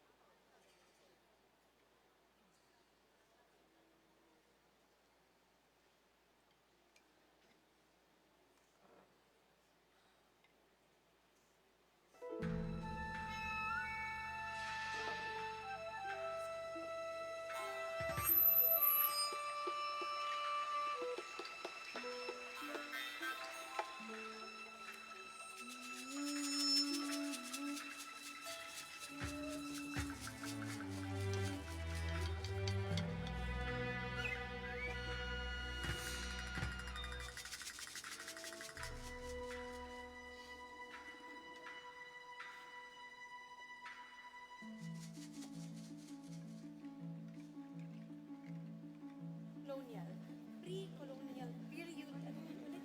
Pre-colonial period, manungod siya, ginawa. Ano? Ate Julia? Gian, ano? Nakita ko muna. Kamusta ka? Saan ka galing? Sa mall pa, ikaw? Ako doon sa Makati. Uy, may mga pictures pa sa'yo. Rocky! Kamusta yung biyahe mo galing sa Tacloban? Ay, grabe, nakakahilo. Ako nga, nagplano na lang ako galing sa Bacolod eh. Bacolod? Uy, Kuya Rocky! Guys, teka lang. Library, please be quiet. Doon kayo mag-ingay. Doon ba kayo?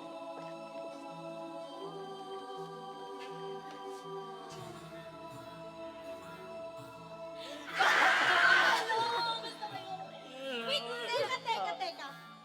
Kasali rin ba kayo sa research? Oh, syempre. Yung tungkol sa buhay ni Lapu-lapu. Yung mundo ng ating mga ninuno? Oo, yung Mangayaw. Mangayaw! Mundo ng ating mga ninuno! Pero teka. Ano nga bang mga tanong? Mag-review nga tayo. Okay, ako muna magtatanong. First question. Kailan ba nagsimula ang kadakilaan ng lahing Pilipino? Sumala sa akong nakatunan, kini nagsugod sa dihang nakaplagan kita ni Magallanes.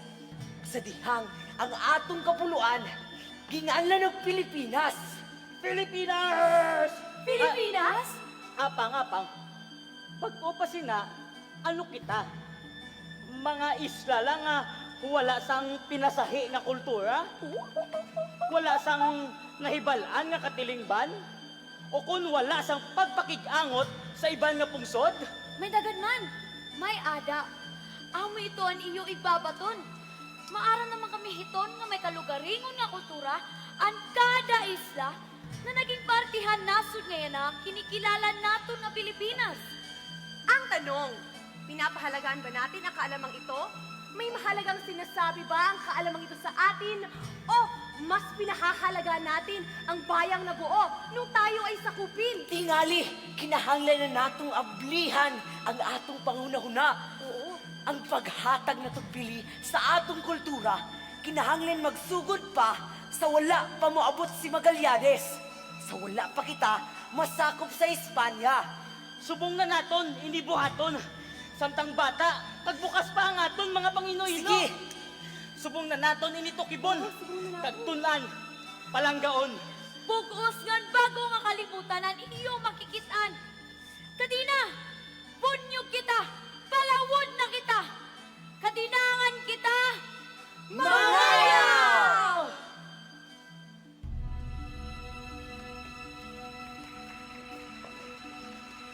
May mundong di pa kilala, mundong naghihintay, nakaraang nililihim at pilit na ikinubli.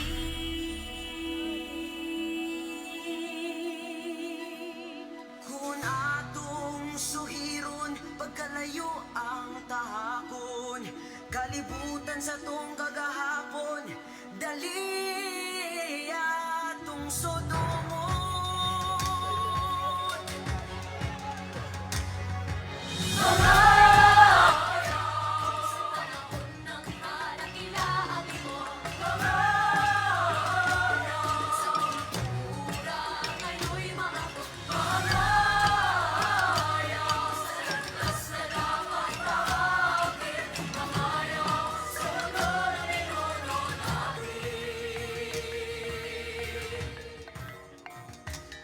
Wala magsugod ang tanan sa pag-abot ni Magallanes. Kay sukad pa sa sinugdan, may gawin ang sumbanan. May pinanlaton-laton, may ambahalon, may katilingban palatikangan, may pagpakit-amot sa iban nga kabanwahanan. May mahanding, may siday, may tambalan, may bailan, may alagin, titindugan, katawan may katalahuran.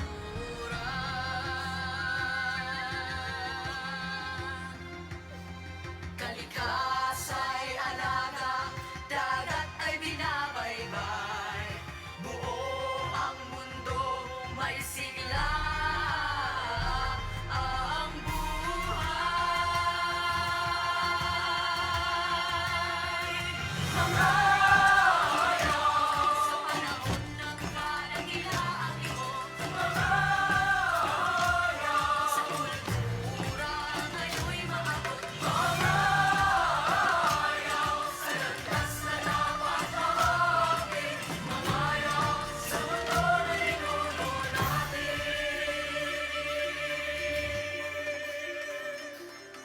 Halina't sumama, magtatiway buksan, sa palaw ng ninuno, dalihan sumagay. Halina't makinig sa magtatiway puso'y magagay, sa palaw ng kaluluwa'y dalihan sumagay. Mundo nila'y gawin atin, mananalig sa kalakihan. Ngayon ay akin din. Hayop, sa panahon ng kadakilaan mo, mga hayop, sa kultura ngayon'y maabot, mga hayop, sa landas na dapat mahagin, mga hayop, sa mundo na ninuno natin. Mga hayop, sa mundo na ninuno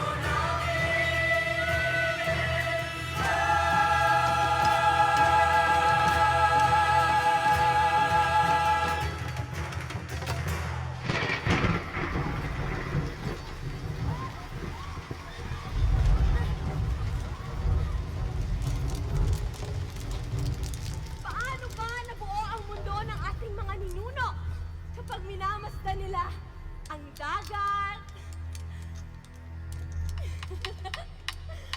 ang baybayin, ang buong kalawakan? Paano nila ayhan ginapaathag sa ilang ang mga pang-ino-ino, ang mga matahom nga mga talan-awon? Ang matagpulo sa kabisayaan, may kaugalingong sugid sa pagmugna ning atong kalibutan. Dali, atong paminawon ang sugid sa usa ka lola. Ikinistorya hapot nga han kalalawdan. Surumato na mga puyangan na hadlok nga kinahanglan maipausa. Hindi basta libangan ang mga mito ng mga ninuno. Paraan ito upang harapin ang mundong walang katiyakan. Ang mga elementong wala pang kaliwanagan. Ang mito ng paglikha ng mundo.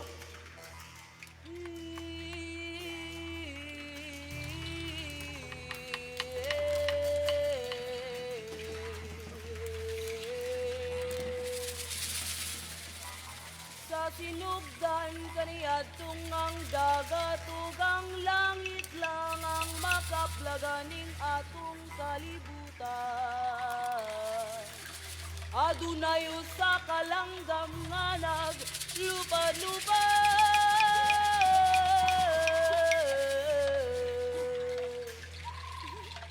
Sa iyang paglupad-lupad, gibatig kakapoy ang langgam. Ug tungod kay wala kini makit ang sarang kapahulayan, nakahukom kini. Ug nilupad pa itaas, ug giigna ng langit nga daw may laraw ang dagat nga musakaw motupong niini.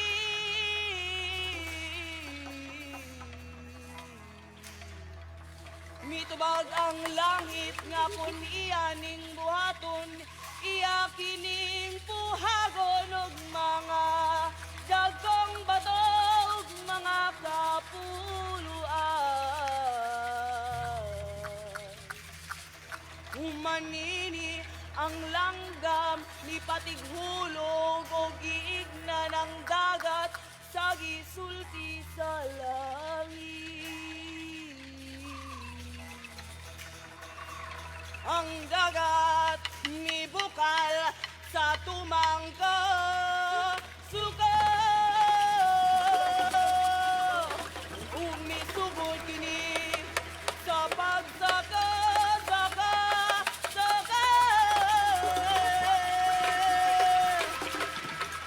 Ang langit usap misaka sa paglikay, ug dinhi gisugdan ang pagpanghagbong og mga dagkong kapuluan ug mga dagkong bato.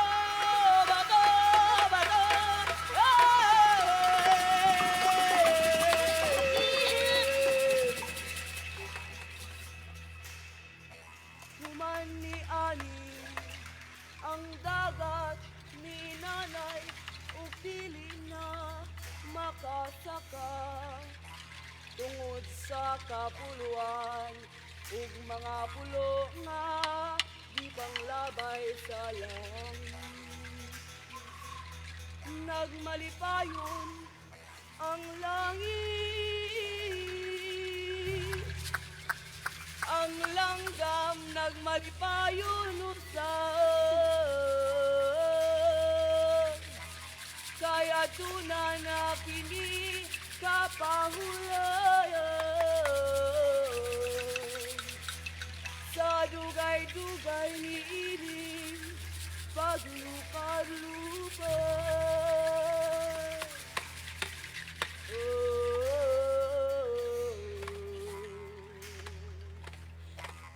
Kini mga anak ang sinugdan ning atong kapupudan.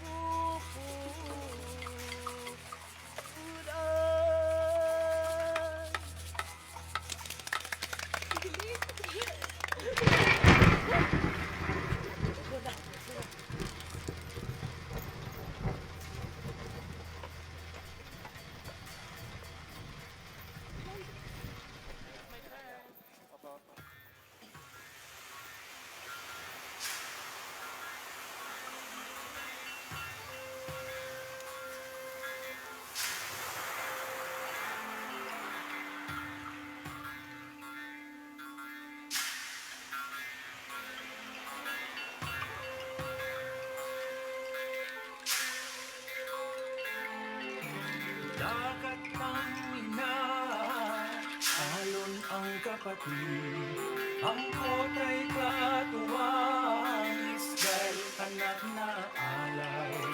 Dagat ay daan, dagat ay himlayan, dagat ay sandigan, paraan at punlaan. Sama siya sa kawanan, nga bituunan ang giha.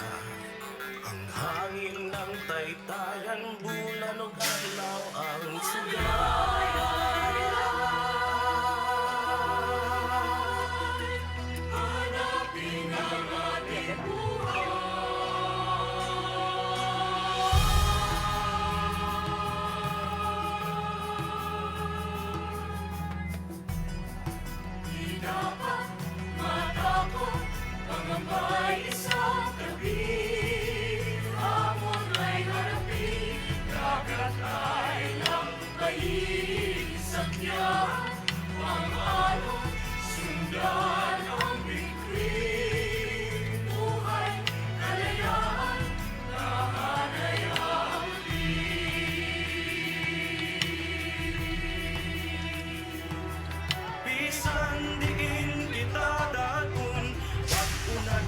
pagsusubayon, diin magnanabigar, nagulat ang karikuhan, pakigsabot patigayon sa kay-uribok.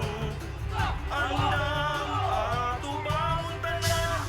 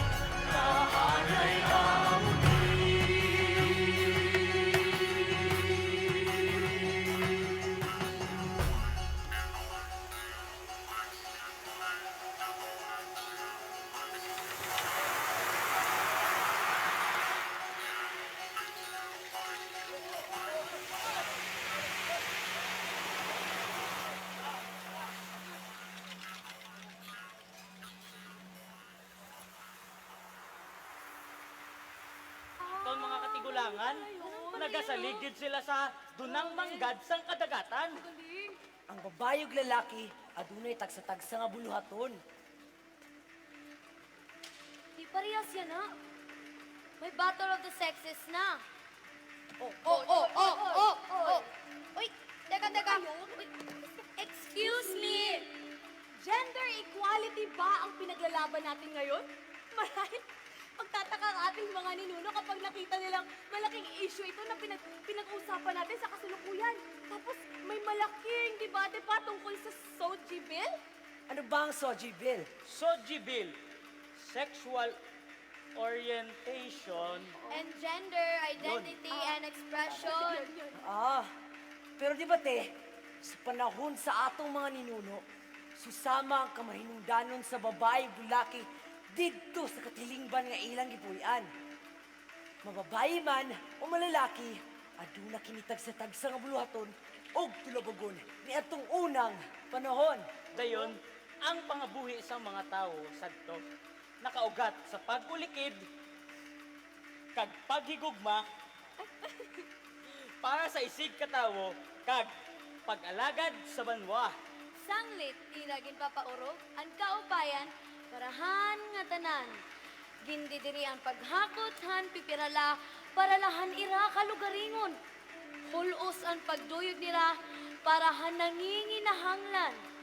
Ito yata ang kailangan nating balik-balikan. Ang tatak sa ating kamalayan ng pakikipagkapwa na tumatagos sa bawat relasyon. Maging sa tahanan, sa lipunan, sa ekonomiya, at maging sa ugnayan natin sa ating likas na yaman. Babayi man o kung lalaki, nangin kabahin sang diwa, kag pagpangabuhi sang pangayaw nga nagasalig sa pagkamaisog, sa pagkamahusay, kag sang ikasarang. Hapangayaw, nga tanan hini nga mga kinaiya, mainungdanon ha kinabuhi, han mga para panagat, ha pagpapahamtang, hanirang mga ginsakupan, ngan pag-ugop handungog, ngan paglugaring, han mga urupod ngan katilingban. Siyempre, malaki ang papel na ginagampanan ng mga kababaihan. Paalala nga ng ilang mga ninunong kababaihan sa kanilang matagumpay na mandirigma. Higit kaming mas matapang dahil kung wala kami, ay wala kayo!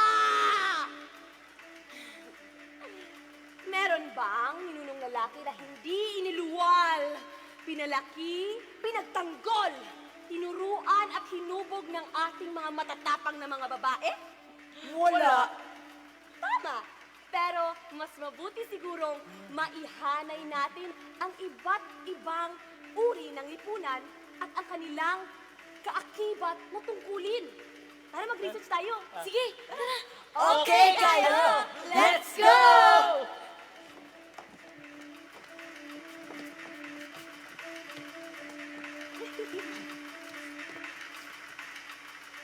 Una, ang mga dato!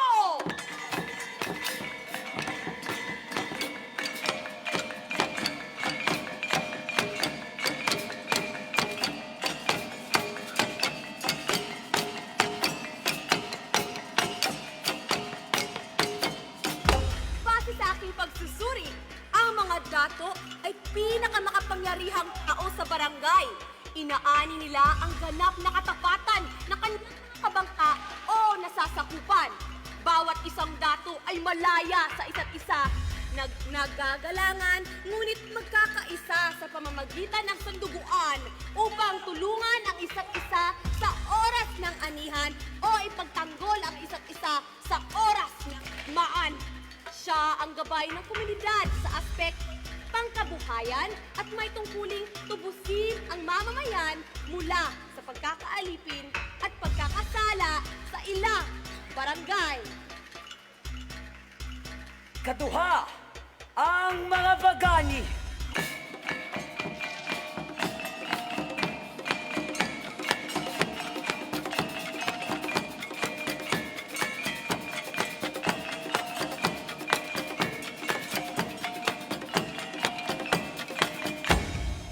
Base sa akong research, ang mga bagani ay mga timawa na inaasahang magtatanggol sa komunidad sa oras ng digmaan.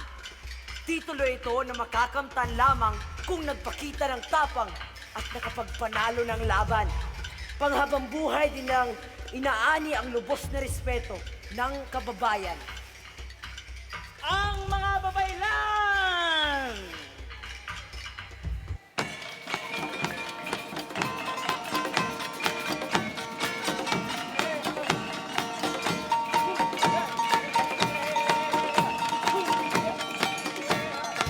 Amo na ang nakitaan ko sa internet. Ang babaylan. Ang babaylan naman ay ang tagapangalaga ng karunungan at tradisyon ng pamayanan. Siya rin ay may kapangyarihang kausapin ang mga yumaong bayani at tatu. At maging ang mga ninuno at mga anito. Sa oras na ang barangay ay nasa kagutuman, epidemya at pagsalakay upang humingi ng payo, karunungan at lunas. At ikapat, ang mga panday.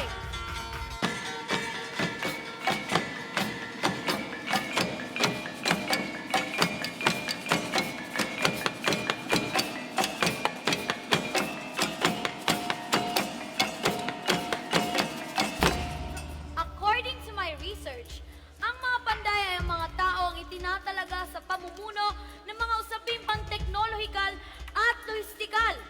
May mataas silang kadalubhasaan sa paglikha ng mga sasakyang dagat, ng mga sandata at mga likhang gawa sa ginto at asero.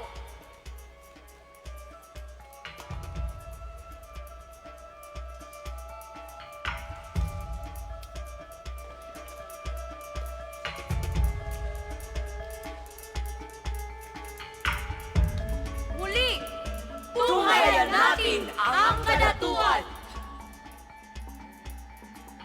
Ang mga bagani. Ang mga babaylan. At ang mga panday.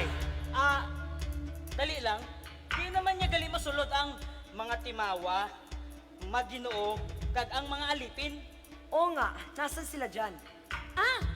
Labot lang manggudhan pondok o hugpong nga subayhan iya katungdanan o balorohan katilingban nga aton palagin iinistoryahan. May daliwat mga klasihin pondok o hugpong nga may mga puro palapag. Simulan natin sa uring uripon. Uripon. oripon. Ito, ang mga oripon.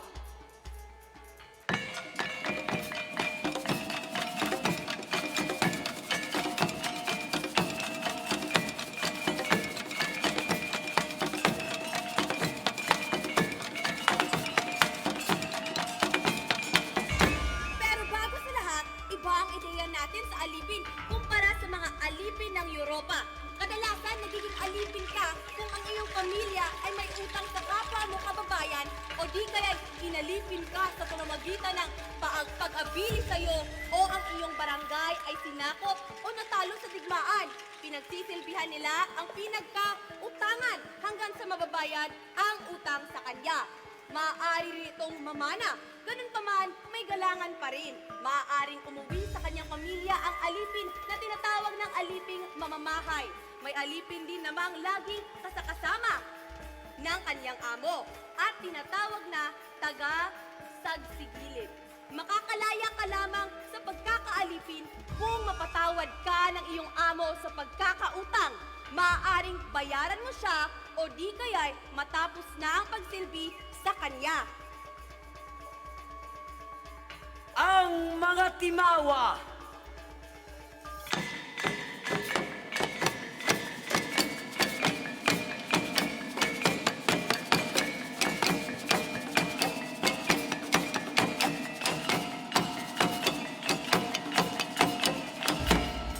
Ang mga timawa ay katumbas ng salitang malaya. Ito ang tawag sa ordinaryong mamamayan ng barangay. Sila ang umaagapay sa datu sa oras ng taniman, anihan at digmaan. Nagsisilbi rin sila bilang tagasagwan at negosyante. Nagiging bayari rin sila sa oras ng digmaan. Ang mga Maginoo.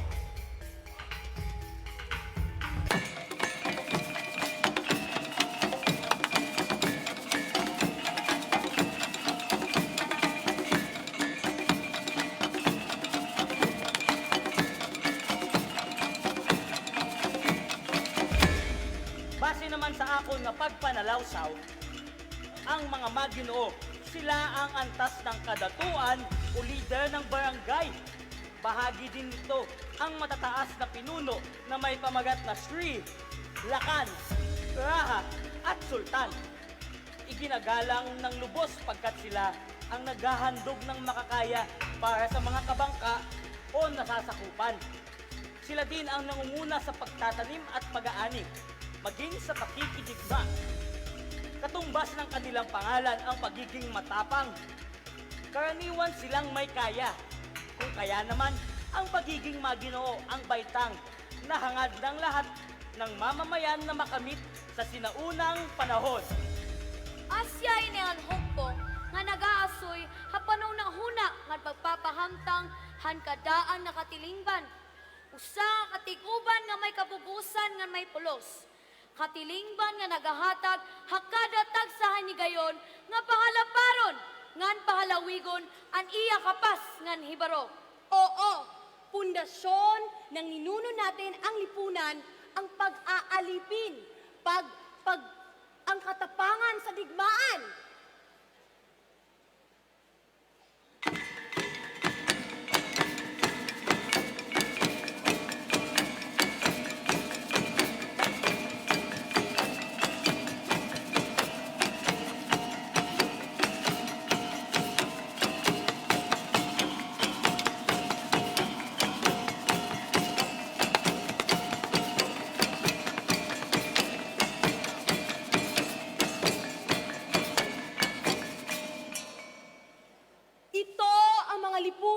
Na handang makipag-ugnayan sa karatig bayan. Mga lipunang handang makipagkalakalan sa Kalakhang Asya.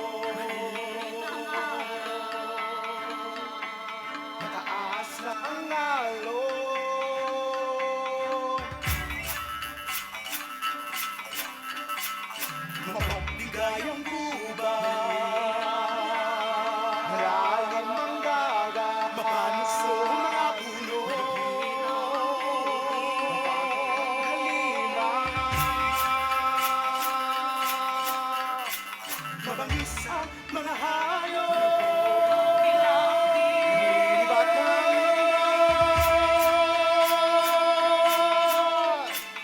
mga hila ang mundo, mga bigayang kalap, malayo mga maraw, mapakisang mga hayop, malalim ang kuweba, makakaw ang ibon, maulap ang langit. Ngunit yaman at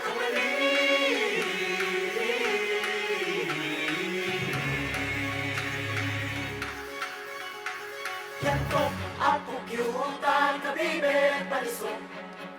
Ang pagkaulong, bilas, tingkong, bilang kapelas. Gamot na nangihip, mabango, nakakalasing. Yamay di pinagkaila ng mga kaibigang diwata. Sipag at syaga, dasal at ritual. Kunin lang ang kailangan, huwag maging gamhanan. Umupo sa baybayin, pinaghirapan itong dalhin. Pagkakalan ay sigurad, lahat ay parang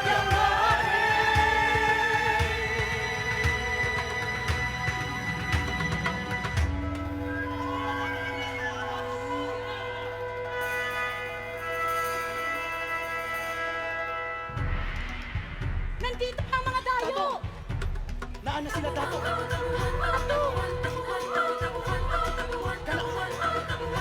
Andam na ta? Andam na ta?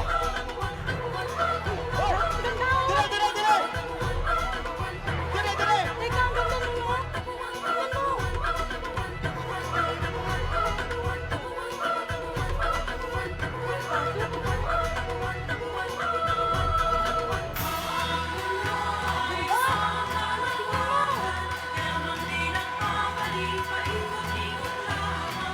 Uy! Ah, ano daw? Ano daw?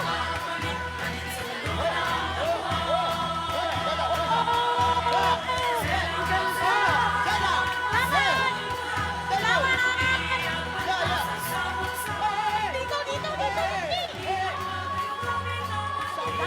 ganda!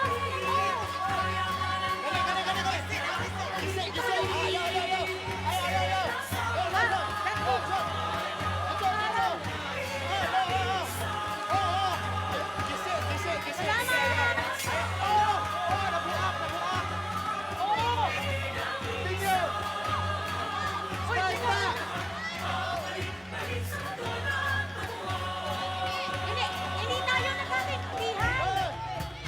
Teka! Teka, teka! Eh, wag na! Sige na! Alak! Teka! May dito?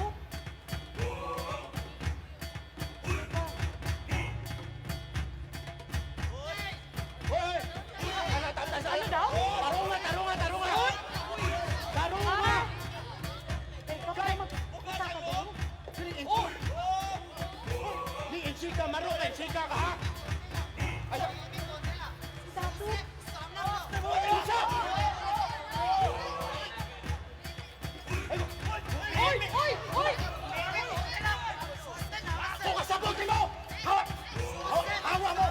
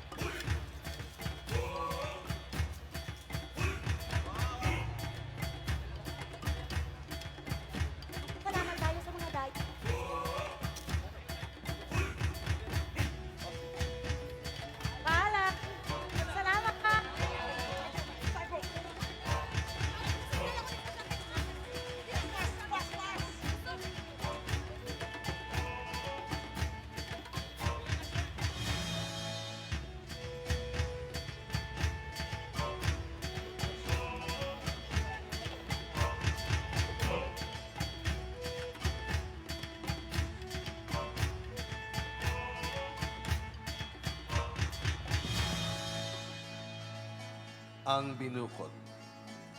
Ang binukod ay ang itinatangi, ibinukod at ikinubling babae mula pagkabata hanggang maging ganap na babae doon sa liyamin o silid upang hindi maarawan.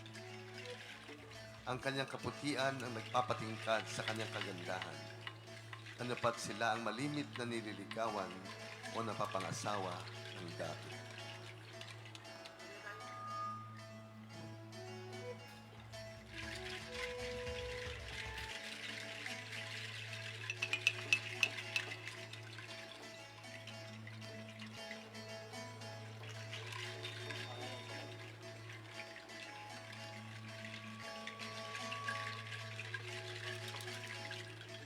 Ang mga itinaguyod ng kalakalan ng ating mga ninuno ay hindi palagi ang mapayapa. Ang ilan ay humuhudyak ang di pagkakasundo na humahantong sa paglalaban, nagbuburid ng pagkawasak sa magkabilang panig at sa pangayawan para sa alipin at ari-arian.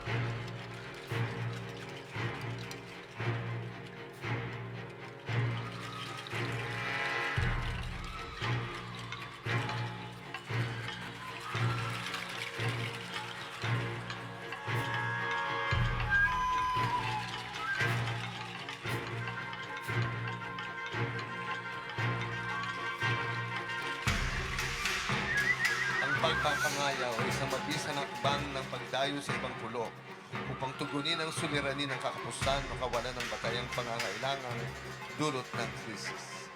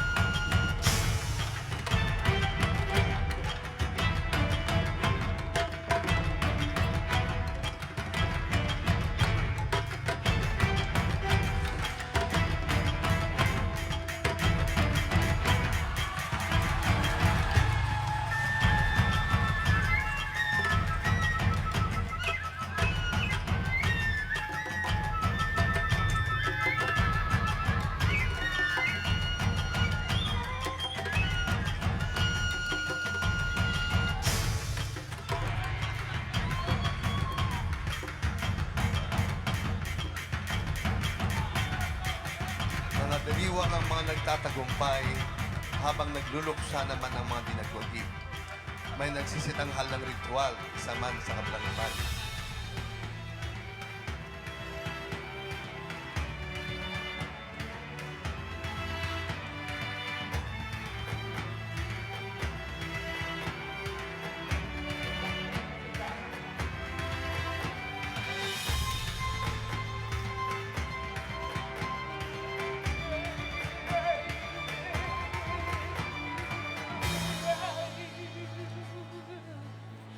Ang mga matatapang na mga mandirigma ang pinagkakalooban ng gawad at ang pinakamagiting na ginagawaran ng dangal sa pamamagitan ng batok. Ang mga batok ay tanda ng kawalang takot na tukdi ng tungkulin sa bayan na itaguyod ang kaloobang bayan para sa buhay, ginhawa at dangal. Sila ang mga nakapagkayawos ng mga kalaban, nakapatay ng mga nagsipagtunggali sa kanilang hanay, at nakapag-uwi ng mga batayang yaman para sa bayang pinaglilingkuran ang mga batok.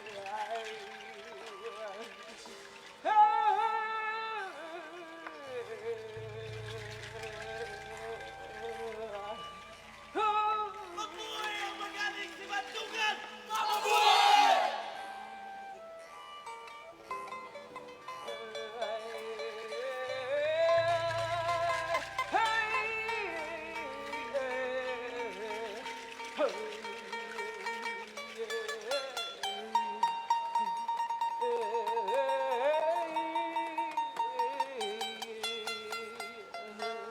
Sa maraming nagdaang panahon ng pangayaw, ang mga pamayanang may alitan sa iba pang mga karatig pulo o kanugnog na pulo ay nagsusumikap na bigyang solusyon ang di pagkakaunawaan at pagkamit ng kalinaw o kapayapaan sa pamamagitan ng kasunduan para sa pagtutulungan at pagkakaisa.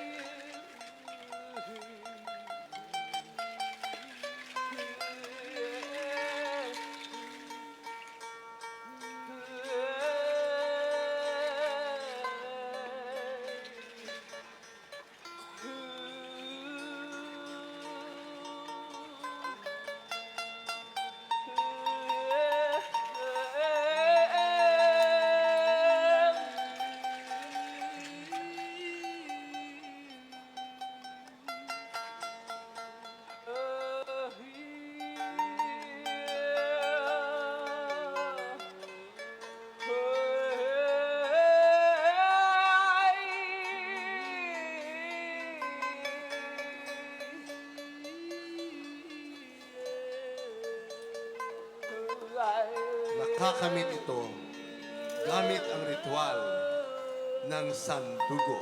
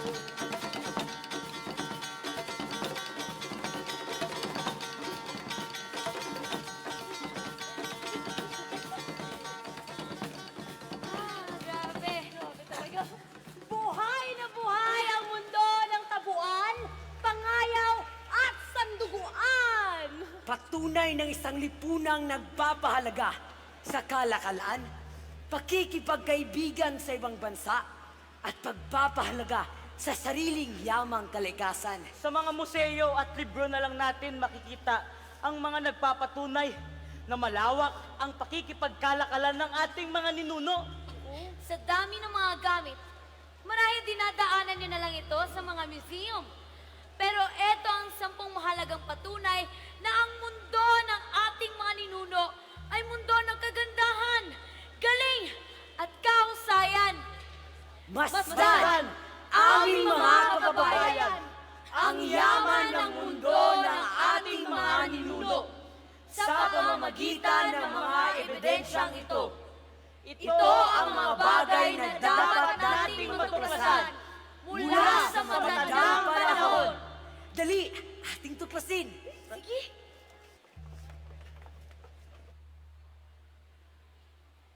Paghabi at paglalala. Makikita sa disenyo ng pananamit ng tao ang identidad at lipunan na kanyang kinabibilangan. May tela para sa sanggol, sa iba't ibang okasyon hanggang sa mga yumao. Ang pinakamatandang ebidensya ng paghabi sa Pilipinas ay ang habing ikat ng banton na ipinambalot sa katawan ng isang yumao. Makikita sa mga habi ng ating mga ninuno kung paano inayos ng mga linya, hugis at kulay ng mga sinulid. Gabay-gabay ang mga panaginip at ng inspirasyon mula sa kalikasan. Nariyan din ang paglalala bilang isang anyo ng pagsasaayos sa mga linya, hugis at kulay. Sa banig noon, isinasagawa pagtanggap ng bisita, pagsasagawa ng piging at salo-salo. Sa banig din nakaupo ang mga datu at raha sa loob ng kanilang dula o palasyo. Sa banig ding nararatay ang nalalantang buhay, nasasaksihan ng paglipas ng buhay at ng muling pagsilang ang isang panibagong buhay. Sa pagpapahalaga sa pamanang likhang sining ng paghahabi at paglalala, may mapaghuhugutan tayo ng inspirasyon ng kaayusan at kagandahan. Pagsulat. Batid ba ng marami kung ano ang Laguna Copper Plate Inscription or LCI? Ito ang pinakamatandang dokumentong historical na matatagpuan sa Pilipinas. May petsa ang dokumentong ito, bagaman gamit ang kalendaryo ng India na tinatawag na Saka. Kapag isinalin sa kalendaryo ngayon, ang petsa ay Lunes, ika-21 ng Abril taong 900. Nakasulat ito sa Kawi o matandang panulat ng Java, Indonesia. Tungkol ito sa pagpapatawad ng isang pamilya mula sa Diwata o Butuan ngayon sa utang ng isang pamilya mula sa Luzon. Sinaksihan ng pagpapatawad na ito ng mga pinuno ng Tondo at ng Korte ng Medang sa Java. Nakakagulat ang dokumentong ito dahil magkakaugnay na pala noon pa man ng Mindanao, Luzon, Indonesia at India. Ang katunayan pa niyan, nang dumating ang mga Espanyol, inabutan nila na may sariling panulat na ang ating mga ninuno. Nariyan ang surat ng Bisaya, kulitan ng mga Kapampangan, basahan ng Bicol at baybayin ng Tagalog. Galing din ng India ang mga panulat na ito, partikular mula sa alpabetong Brahmi. Panitikan. Salat na salat man tayo sa pamanang dokumentong historikal bukod sa Laguna Copper Plate Inscription, napakayaman naman ng ating tradisyong pasalita. Nariyan halimbawa ang epiko ng hudhod ng mga Ifugao at Ibalong ng Bicol sa Luzon. Sugidano ng Panay Bukidnon sa Visayas at darangin ng mga Maranao, agyo ng mga Manobo, Ilianon at Bukidnon at sandayo ng mga Subanen sa Mindanao. Nakarating hanggang sa panahon natin ang mga epikong nasabi dahil sa salinlahi ng pagkakabisa ng mga ito ng manunula, mga awit, tulad ng mga binukot ng Panay. Kung papansinin ang mga kwento ng epiko, ang mga bayaning tulad nila Lamang at Labaw Donggon ay nagtuturo sa bawat salinlahi papaano makipagsapalaran, maging responsableng mamamayan, ipagtanggol ang komunidad mula sa mga mananakop at mga halimaw at bumalik sa pinanggalingan upang magdala ng ginhawa. Tahanan. Hindi natin marahil napapansin ang karunungan sa likod ng tradisyonal na tahanan ng ating mga ninuno. Lahat may silong, nalaan para sa mga pag-aaring alaga tulad ng aso, pusa, kambing at manok, at mga pag-aaring kagamitan tulad ng bangka at lusong. Dahil likas na taong tubig at anak dagat ang mga ninuno natin, sadyang nakaangat sa lupa ang mga tahanan dahil sa taunang pagbaha. Masdahan ang mga ito sa faloy ng Cordillera, ang mga bahay pawid sa Kapatagang Luzon at Visayas at mga torogan ng Mindanao. Gawa sa mga materyales na nakukuha sa paligid, nagpapahiwatig ng pagkamalikhain ng mga ninuno. Kaiba naman ang kaso ng mga bahay ng Ivatan sa Batanes, pagkat kailangang itapak sa lupa ang mga dingding at gumamit ng mga bato upang maging matatag sa pagbayo ng mga bagyo. Payak ang disenyo ng mga tahanan sa Luzon at Visayas, kumpara sa mga taga Mindanao. Iniukit sa mga nakausling kahoy ng mga toroga ng sining ng mga Maranao. Makikita rin ang mga disenyong ito sa mga ukit sa bangka at iba pang bagay na kahoy sa Mindanao. Sa bukana ng mga bahay, kadalasan makikita ang mga disenyong bakunawa, naga o ahas na pantaboy sa masasamang elemento o espiritu sa kapiligiran. Ang mga nakadisenyong mga ukit sa kisame, dingding, ay tanda ng pagpapahalaga sa bahay bilang puok ng katahimikan at kapayapaan. Ang ating katutubong arkitektura ay produkto ng ilang libong taong pagunawa ng ating mga ninuno sa klima ng kanilang bayang sinilangan. Himig, di na dapat pagtakhan kung bakit tayo likas na maibigin sa musika. Patunay ang pamanang musika ng ating mga ninuno sa yaman ng nalalaman natin sa pagkatha at paglapat ng himig gamit ang kalikasan bilang inspirasyon. May mga yari sa kawayan tulad ng bungkaka at kubing na ang tunog ay parang bubuyog o ibon. Mga yari sa kahoy na animoy gitarang bangka tulad ng kudyapi at hegalong.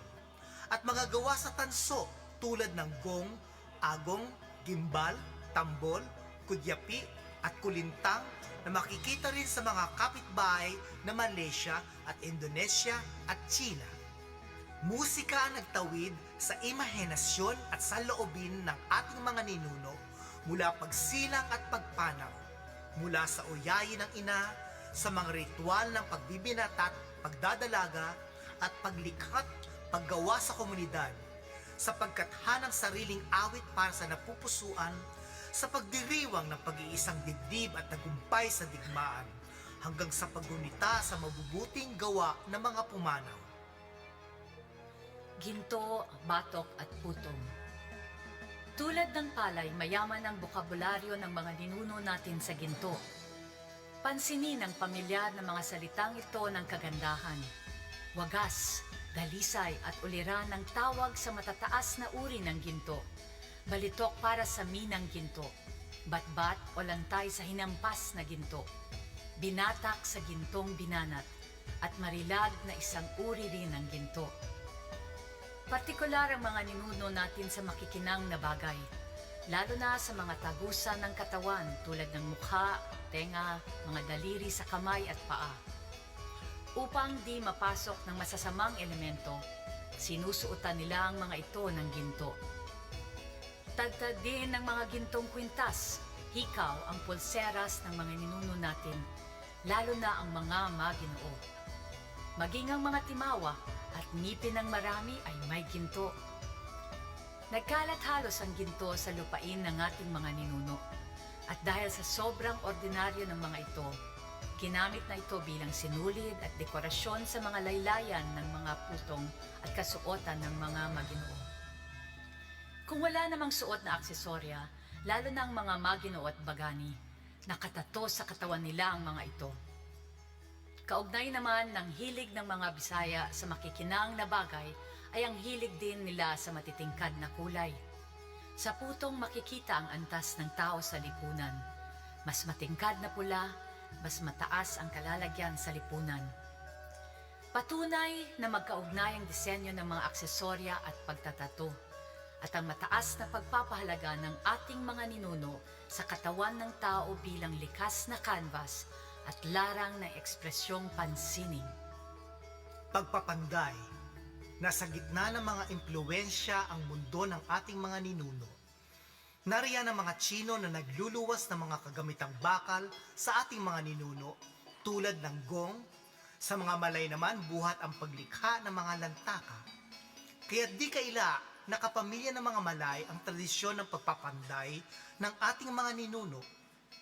Mapupuna ito sa mga kasangkapang pandigma tulad ng kris, kampilan, balaraw, sundang, talibong, pinuti, tinigre, bangkaw, sibat at pana, sumpit at sumbilinga. Laging handang magtanggol ng teritoryo ang ating mga ninuno, kaya't ganoon na lamang kalaganap ang mga sandata tulad ng patalim, patulis at lantaka. Bangka. Anak dagat ang ating mga ninuno. Sa loob ng ilang libong taon, pinaunlad nila ang paggamit ng layag at katig batay sa karanasan at pagkabisa sa ihip ng hangin, sa agos at sa posisyon ng mga bituin. Sa pakikipag-isa sa tubig, nabuo ang mga pangalan nila, Tausug o mamamayan ng Agos, Subanon o taga-ilog, Maranao o taga-lawa, Tagalog o taga-alog, Kapampangan o taga-pampang, Ilocos o taga-look, Pangasinan o lupain ng asin. Batay sa lumanay at bagsik ng dagat, isinilang ang iba't ibang uri ng sakayang dagat tulad ng baloto, biray, lapid, paraw, lepa, vinta, kumpit, zewanga, salipsipan at karakowa at balanghay. Masasabing pinakamatanda sa lahat ang paraw sapagkat laganap ito sa Pasipiko. Bawat isang bangka ay katumbas ng isang buhay na puno. Ipinagpapaalam muna ng mga ninuno natin ang pagputol ng puno, sapagkat sa bawat puno ay may isang anito na nananahan. Kadalasan umano, nabibiyak o lumulubog ang bangka sa dagat kung nilapastangan ng may-ari ang punong ginamit.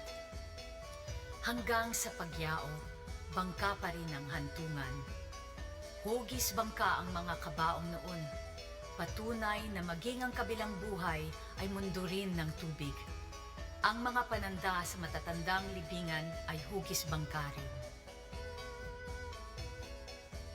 Paniniwala, kamangha-mangha ang impluensya ng India sa ating mga ninuno na naitawid sa pamamagitan ng pakikipag-ugnayan nila sa mga Indianisadong kaharian ng Java at Medan sa Indonesia. Sa agusan at Surigao na lamang nakakamangha ang dami ng mga imaheng Buddha. Iba-iba ang laki, anyo at sukat. Dito mismo sa Mactan, natagpuan ang mga imahen ng mga Diyos ng Hinduismo na sina Shiva at Ganesha. Pinakasikat na sa lahat ng mga ito ay ang ginintuang imahen ng agusan na kilala rin bilang ginintuang Tara. Patunay ang mga ito ng malaking impluensya sa atin ng India. Kaya't di na dapat pagtakhan kung bakit kalendaryong India ang gamit sa Laguna Copper Plate inscription, kung bakit Shri, Lakan at Raha, pawang mga titulong politikal ng India, ang tawag natin sa mga sinaunang pinuno, kung bakit ang sinauna nating panulat ay impluwensya ng alpabetikong Brahmin ng India, kung bakit may mga bokabularyo tayong Sanskrit ng India tulad ng Bathala, Mukha, Likha, Diwata, Guro at Karma, kung bakit ang mga epiko ng Bicol, Mindanao at Panay ay may bahid ng epikong Sanskrit na Ramayana at Mahabharata. Nakalulungkot, madalas tinatawag lamang natin ang mga impluensyang ito ng India bilang animismo o pagano, sa halip na Indian o Asyano. Pagpapalayok. Buhay na patotoo ang mga palayok, banga at tapayan ng ating mga ninuno. Maraming gamit ang mga ito, bilang lutuan, imbakan ng tubig, pagbuburo, pag-iimbak ng alak, kasangkapan sa mga ritual tulad ng banga ng Kalatagan, Batangas, at lagakan ng mga yumao tulad ng bangang manunggol ng Palawan at yaong nasa Maitom, Sarangani. Mayaman ang mga pampang sa luwad o putik na gamit sa paghulma ng mga ito. Hugis sinapupunan ng ina ang mga banga, kung kaya't ganoon na lamang kalapit sa puso ng ating mga ninuno ang simbolismo ng banga bilang hantungan ng mga yumao. Kaugalian noon ilagak ang mga kalansay ng mga yumaong mahal sa buhay at isilid sa banga. Animoy ibinabalik ang yumao sa piling ng ina. Espesyal ang bangang manunggol ng Palawan sa kadahilanang ang takip nito ay may imahen ng isang bangka, sakay ang isang yumao at isang tagasagwan. Patunay ng paghatid sa yumao sa kabilang buhay.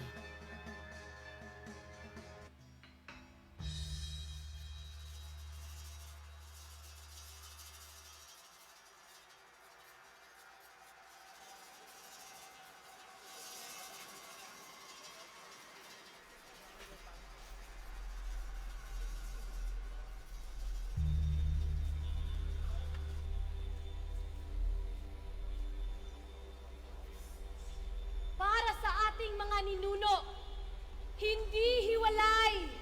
Hindi isang bagay na inaangkin. Hindi maaaring sakupin o kamkamin ang lupa at ang kalikasan. Lawom ang ilang pagtahod sa kinaiyahan. Ang tanan nilang imbuhaton. Ang pagpatukod sa mga panimalay kag barangay. Ang pagpatubo sa mga tanom kag pag-ani. Sang manggad sang kabukidan kag kalasangan. May balorhan mga ritual.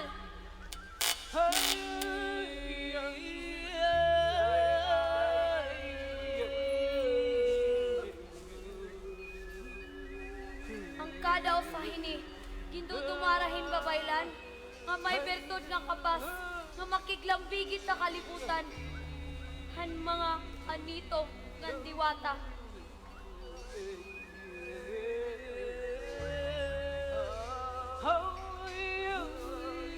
Para sa ating mga ninuno, ang puno, ang mga hayop, ang bato, ang batis, ang lawa, ang lahat ng nilalang ay may diwa at may diwatang tagapag-alaga. Ang lahat ay pinag-ugnay sa may likha. Ang tanan nag-usa. Patas, walay nahilabaw. Tungod ni ini, ang mga ritual nahimong usak ka mahinungdanong pamaagi aron mapatunhay ang relasyon sa mga tao ngadto sa kalibutan sa mga diwata. Hindi lahat ng ritual ay nagtukoy sa pagbubunyi o upang lumutas ng sakit o pigati o anumang karamdaman ng tao o lipi. May ritual ding tumatawag sa mga ninunong malaon ng yumao upang aluhin ang malapit ng lumisan sa mundong ito at akayin ito sa susunod na buhay.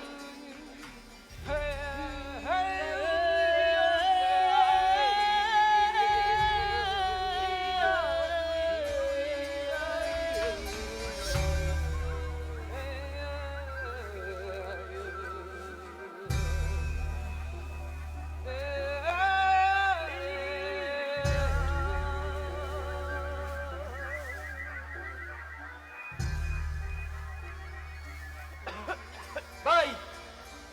Unsay anay namong buhaton? Aron maayo ni Xiao. Nabuhatan namo ang tanan.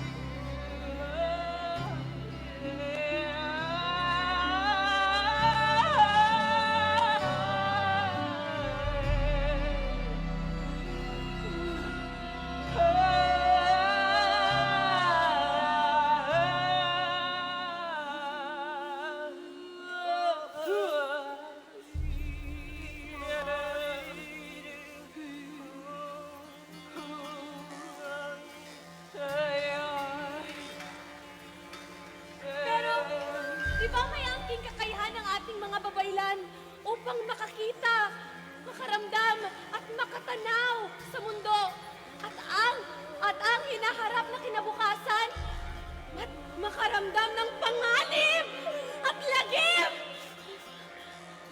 Hindi lamang pagpukaw sa mundo ng mga anito, kundi pati na rin ang mundo sa mga lumisan na.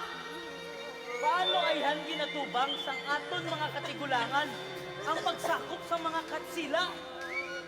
Mabudlay batunon nga ang mga isla nga may mahilway nga katilingban kag pinasahi nga kultura, kilayon na lang mapaidalong sa mga dumulong. Naka-experience siya na hirahin maupay, nga pagdarangan mahimpiyang nga relasyon, hakadatag sa nga nasod, ngan pati hayratag sa tagsa nga kahadian. May kahuman mga dato, hapagdara, handira mo lupyo. May mga alyansang pinagbubunyi ng mga pinuno. Hindi watak-watak ang kaharian. Maong lisod sabton nga ang usa ka katilingban nakakab-ot og ingon ni adto kataas nga ang sa pangunahuna. Gawi ug pakig-ingon-ingon. Ulang ni adto kasayon nga sila mabukan. Naitala ang isang pagluluksan ng isang babaylan na nagngangalang Kariapa! Kariapa! Ang kanyang taguan ay isang pagpapaalam sa mundo. Ang isang tagulaylay sa ating tinatawag na daigdig. Daigdig!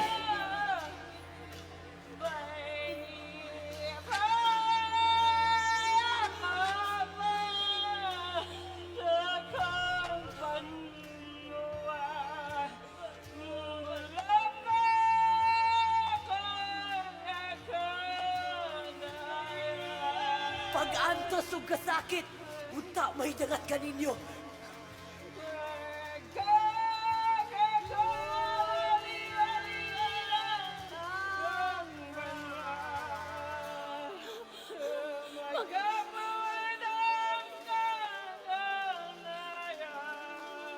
Magbabago ang lahat!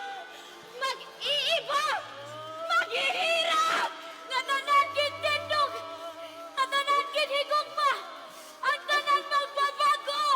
Magbawalag na kining lungsod. Magbago kining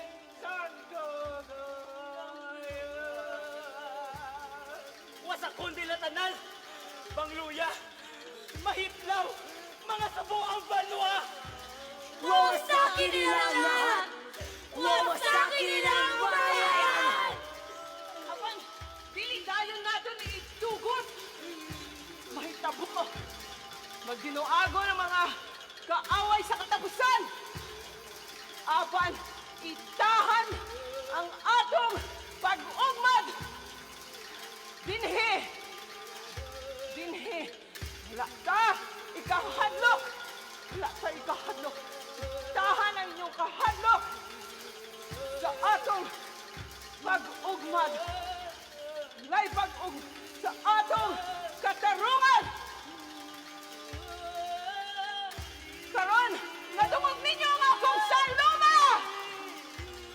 Karon, dunggon ninyo ang akong mga muyo! Kamong mga dato, dini sa Pangay! Dini sa Kabisayan! Dato! Kauba lang inyong mga... Kauba lang inyong kasipihan! Mga timahan! Ulipan! Maginoo! Mga panday! O ang atong mga bagdani!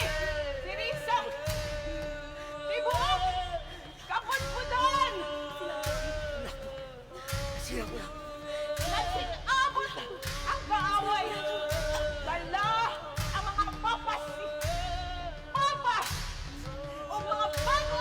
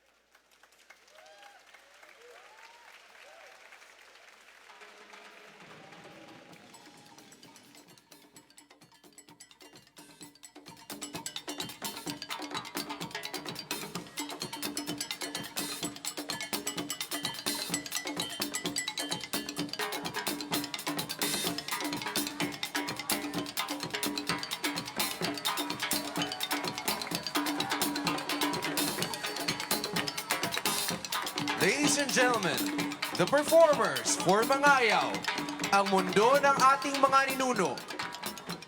Arnisador, Cebu City Arnis Team.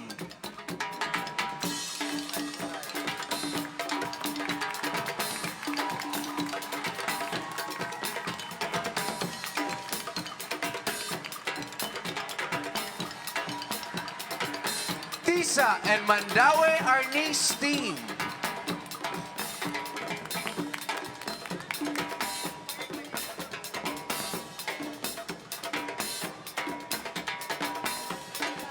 Lapu-lapu Escrimadors.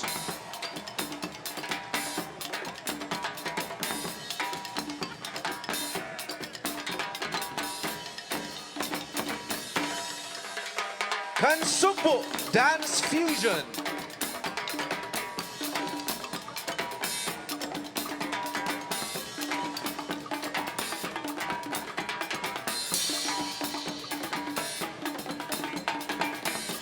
Guangming Institute of Performing Arts.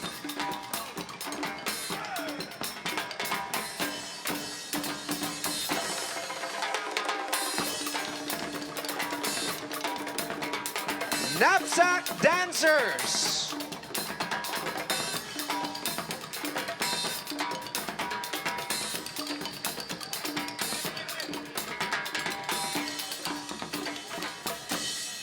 Maharlika Dancers.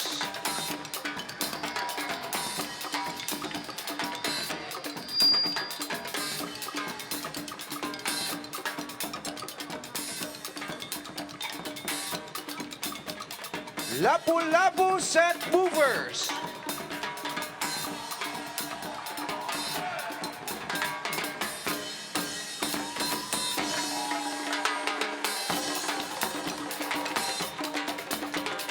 We also have artists from Bohol, Kasing Sining Teatro Bolanon Ensemble, Diwana Dance Theater,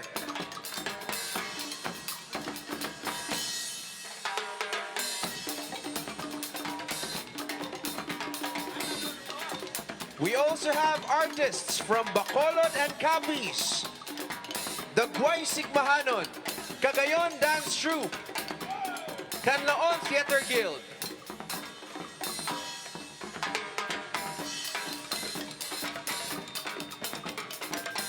From Leyte, Dumaguete, and Iloilo,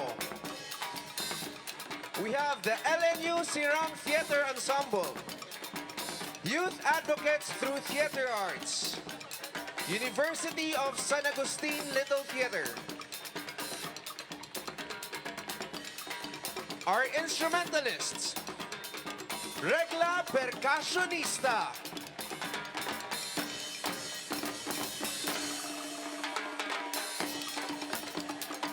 we also have the National Commission for Muslim Filipinos, Sarunay and Kulintangan Ensemble.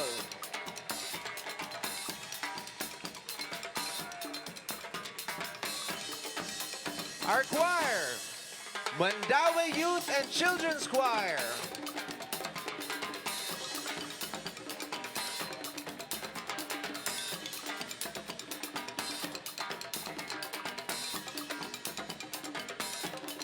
From Bohol, we have the Lobok Children's Choir.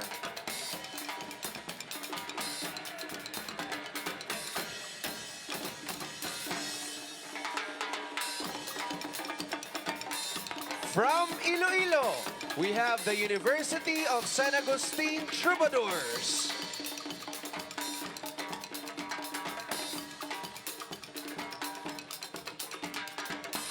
From Palo, Leyte, we have the Rara Rousers.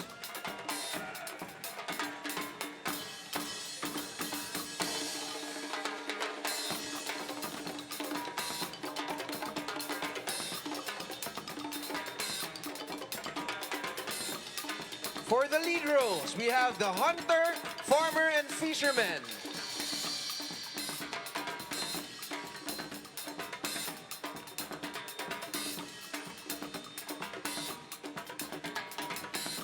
The leads for Dagat ang Inahan,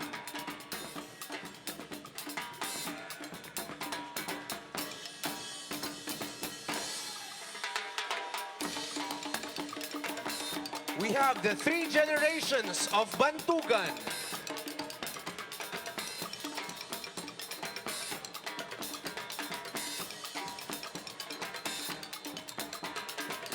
We also have a cultural community leader, Mr. Briggs Lakaran.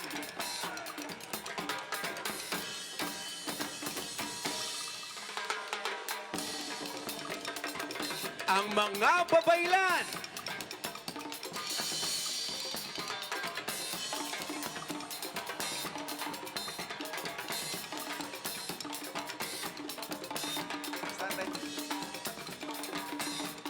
Our four students.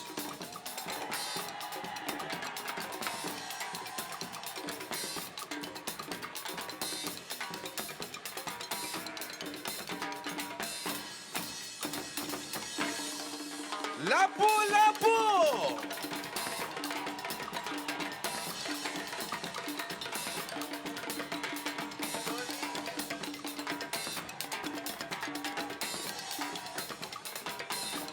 The cast of Mangayaw, ang mundo ng ating mga ninuno.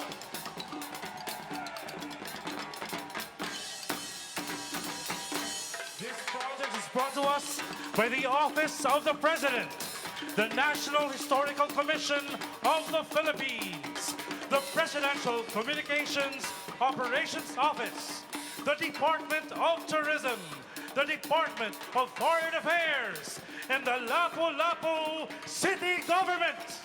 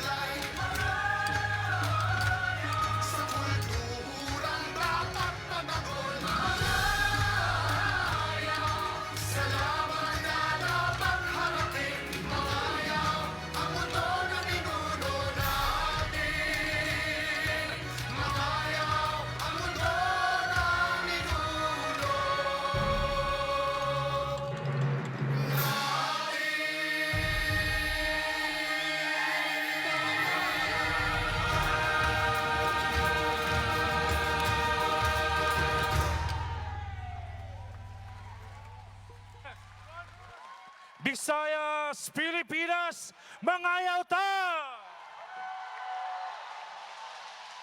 Sa inyong katanan, daghang salamat, maraming salamat, thank you very much, maayong gabi. We would like to invite everyone to a fireworks display outside the Hoops Dome. As we celebrate victory and humanity, let us celebrate with a bang. Let's have fireworks outside the Hoops Dome here in Lapu-lapu City. Mangayaw ang Mga kababayan, atin pong nasaksihan ang simultaneous lighting of the 21 sites o 21 historical landmarks dito sa ating bansa. Sinundan na ito ng mensahe ng Alkalde ng Lapu-lapu City, Alkalde ng Manila City at Vice Mayor ng Davao City. Nagbigay rin ng kanyang mensahe si DOT Secretary Bernadette Romulo Puyat kung saan kanyang nabanggit na talaga namang maging ang Pangulo ay nais mabigyan ng wastong pagkilala si Lapu-lapu bilang bayani ng ating bansa dahil hindi umano biro ang kanyang ipinamalas na kabayanihan at sakripisyo para ipaglaban ang ating bansa. Ayan mga kababayan, pagkatapos ay napanood rin natin ang Mangayaw o ang World of Our Ancestors Cultural Show kung saan lubusan nating nakilala pa ang ating mga ninuno at mas nalaman pa natin ang kwento ng ating kasaysayan. Nakita rin natin kung gaano kahalaga na malaman o magkaroon ng kaalaman tungkol sa kasaysayan dahil ang mga kaganapan sa kasaysayan ay hanggang ngayon nabubuhay pa rin sa bawat isa sa atin bilang tayong lahat ay mga Pilipino. Mga kababayan, ang ating commemoration ngayong gabi ay simula pa lamang po ng isang mahabang selebrasyon na dapat nating i-look forward. Ayan mga kababayan, naway ang ating commemoration ngayong araw ay magsilbing pintuan upang mabuksan ang mga natutulog na diwa na pagiging Pilipino natin sa bawat isa. Naway marami kayong natutunan sa ating pagbabalik tanaw ngayong hapon. Muli naisin po namin magpasalamat sa iba't ibang government agencies who made this celebration possible. It is a collaborative effort of the different government agencies. Dahil ika nga ng ating Pangulo, nais niya bigyan ng wastong pagkilala si Lapu-lapu bilang isa sa mga matatapang at magigiting na bayani ng ating bansa. Naway samahan niyo po kami sa mahaba pang biyahe na ating tatahakin upang bigyang pagkilala ang iba't ibang bayani ng Pilipinas. Muli, ako po si Micaela Guerra ng Radio Television Malacanang. Mabuhay Pilipinas!